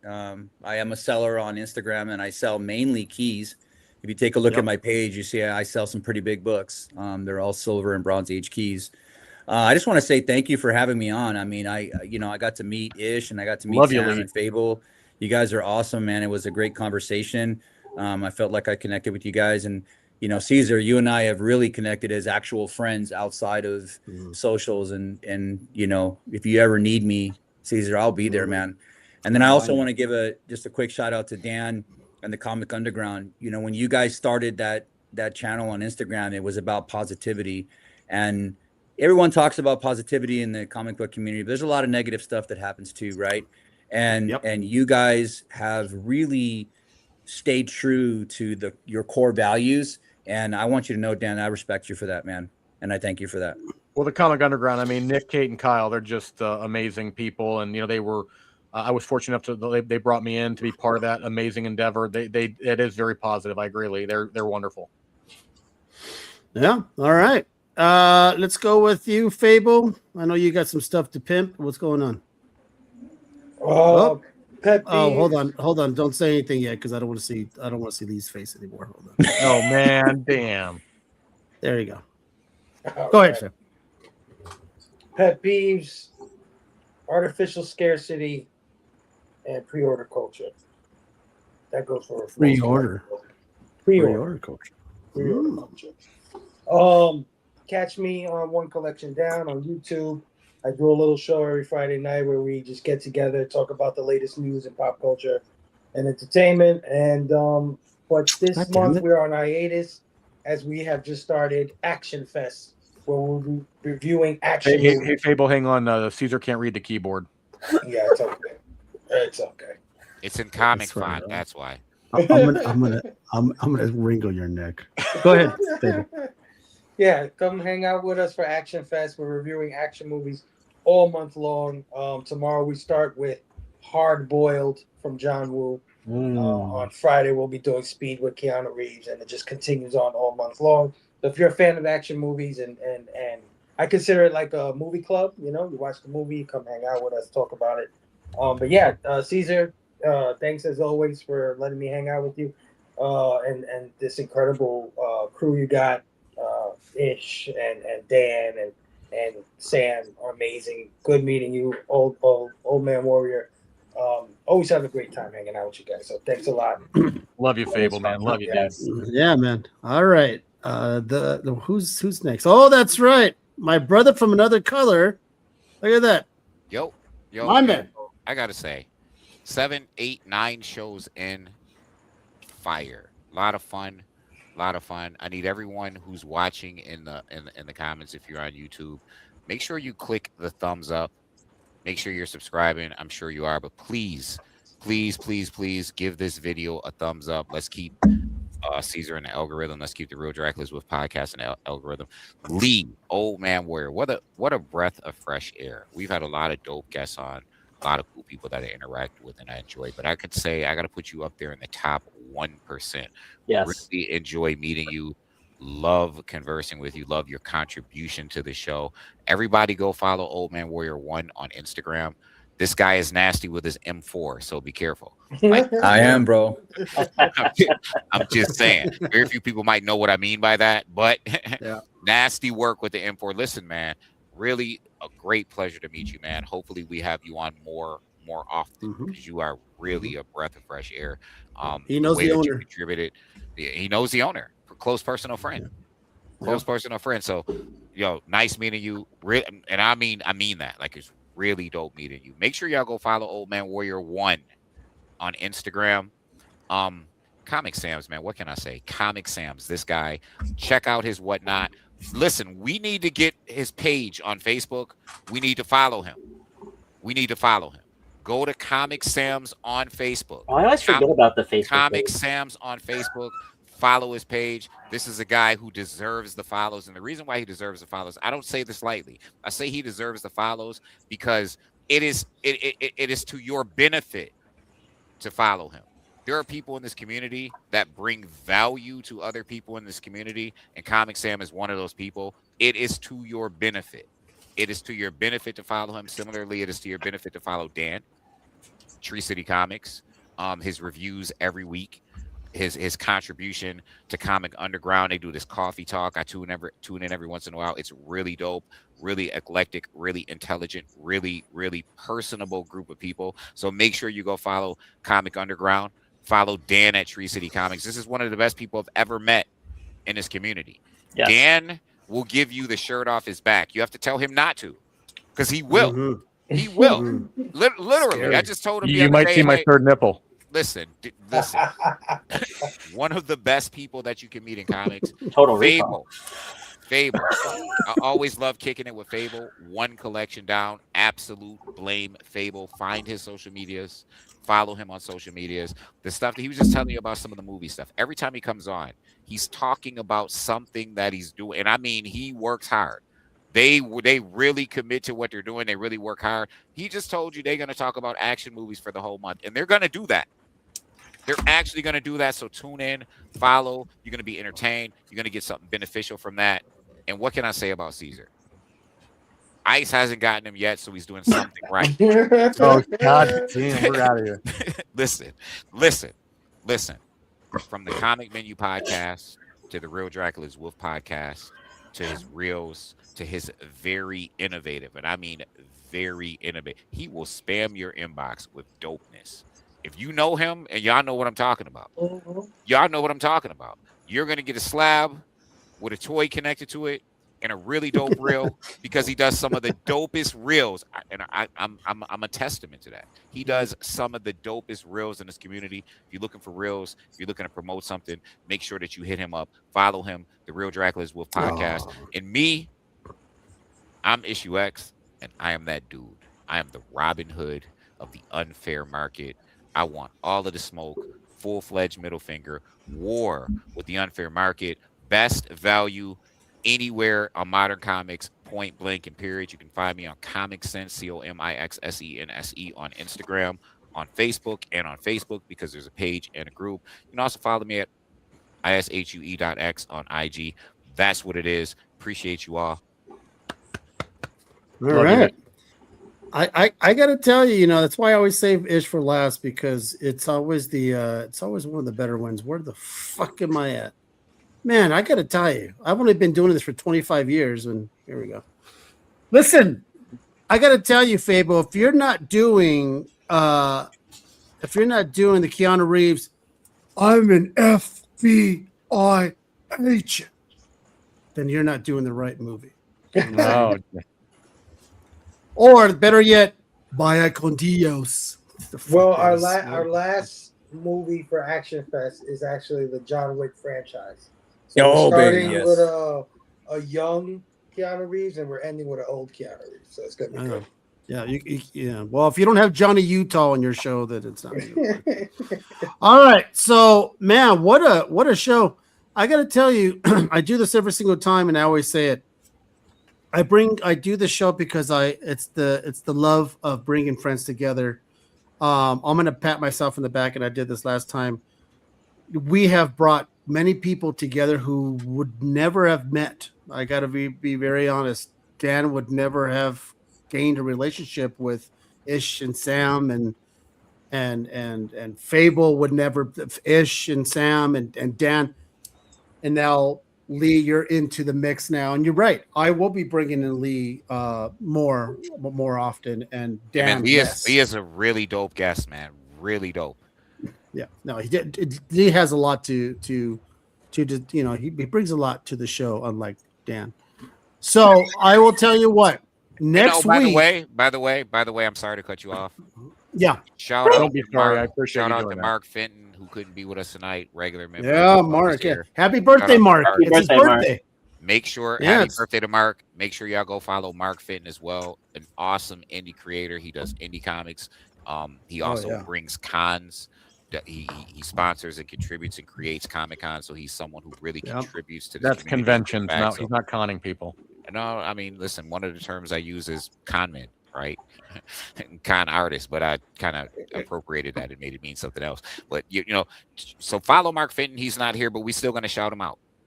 Yeah, Mark Fenton is pushing his. He's going. He's been on a short tour, pushing his book that he wrote. Merciless. Dan and Ish were lucky enough to read some of that stuff, and they enjoy it. Great. Yeah, great. Mark's a good writer, man. He's one of those guys, and he goes out there and he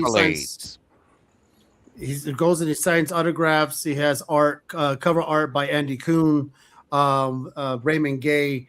He also puts out a fantastic show here in Albuquerque every year. He's going to put out a beast of one coming up next year, which I'm really teetering on getting a table and doing my show from the table.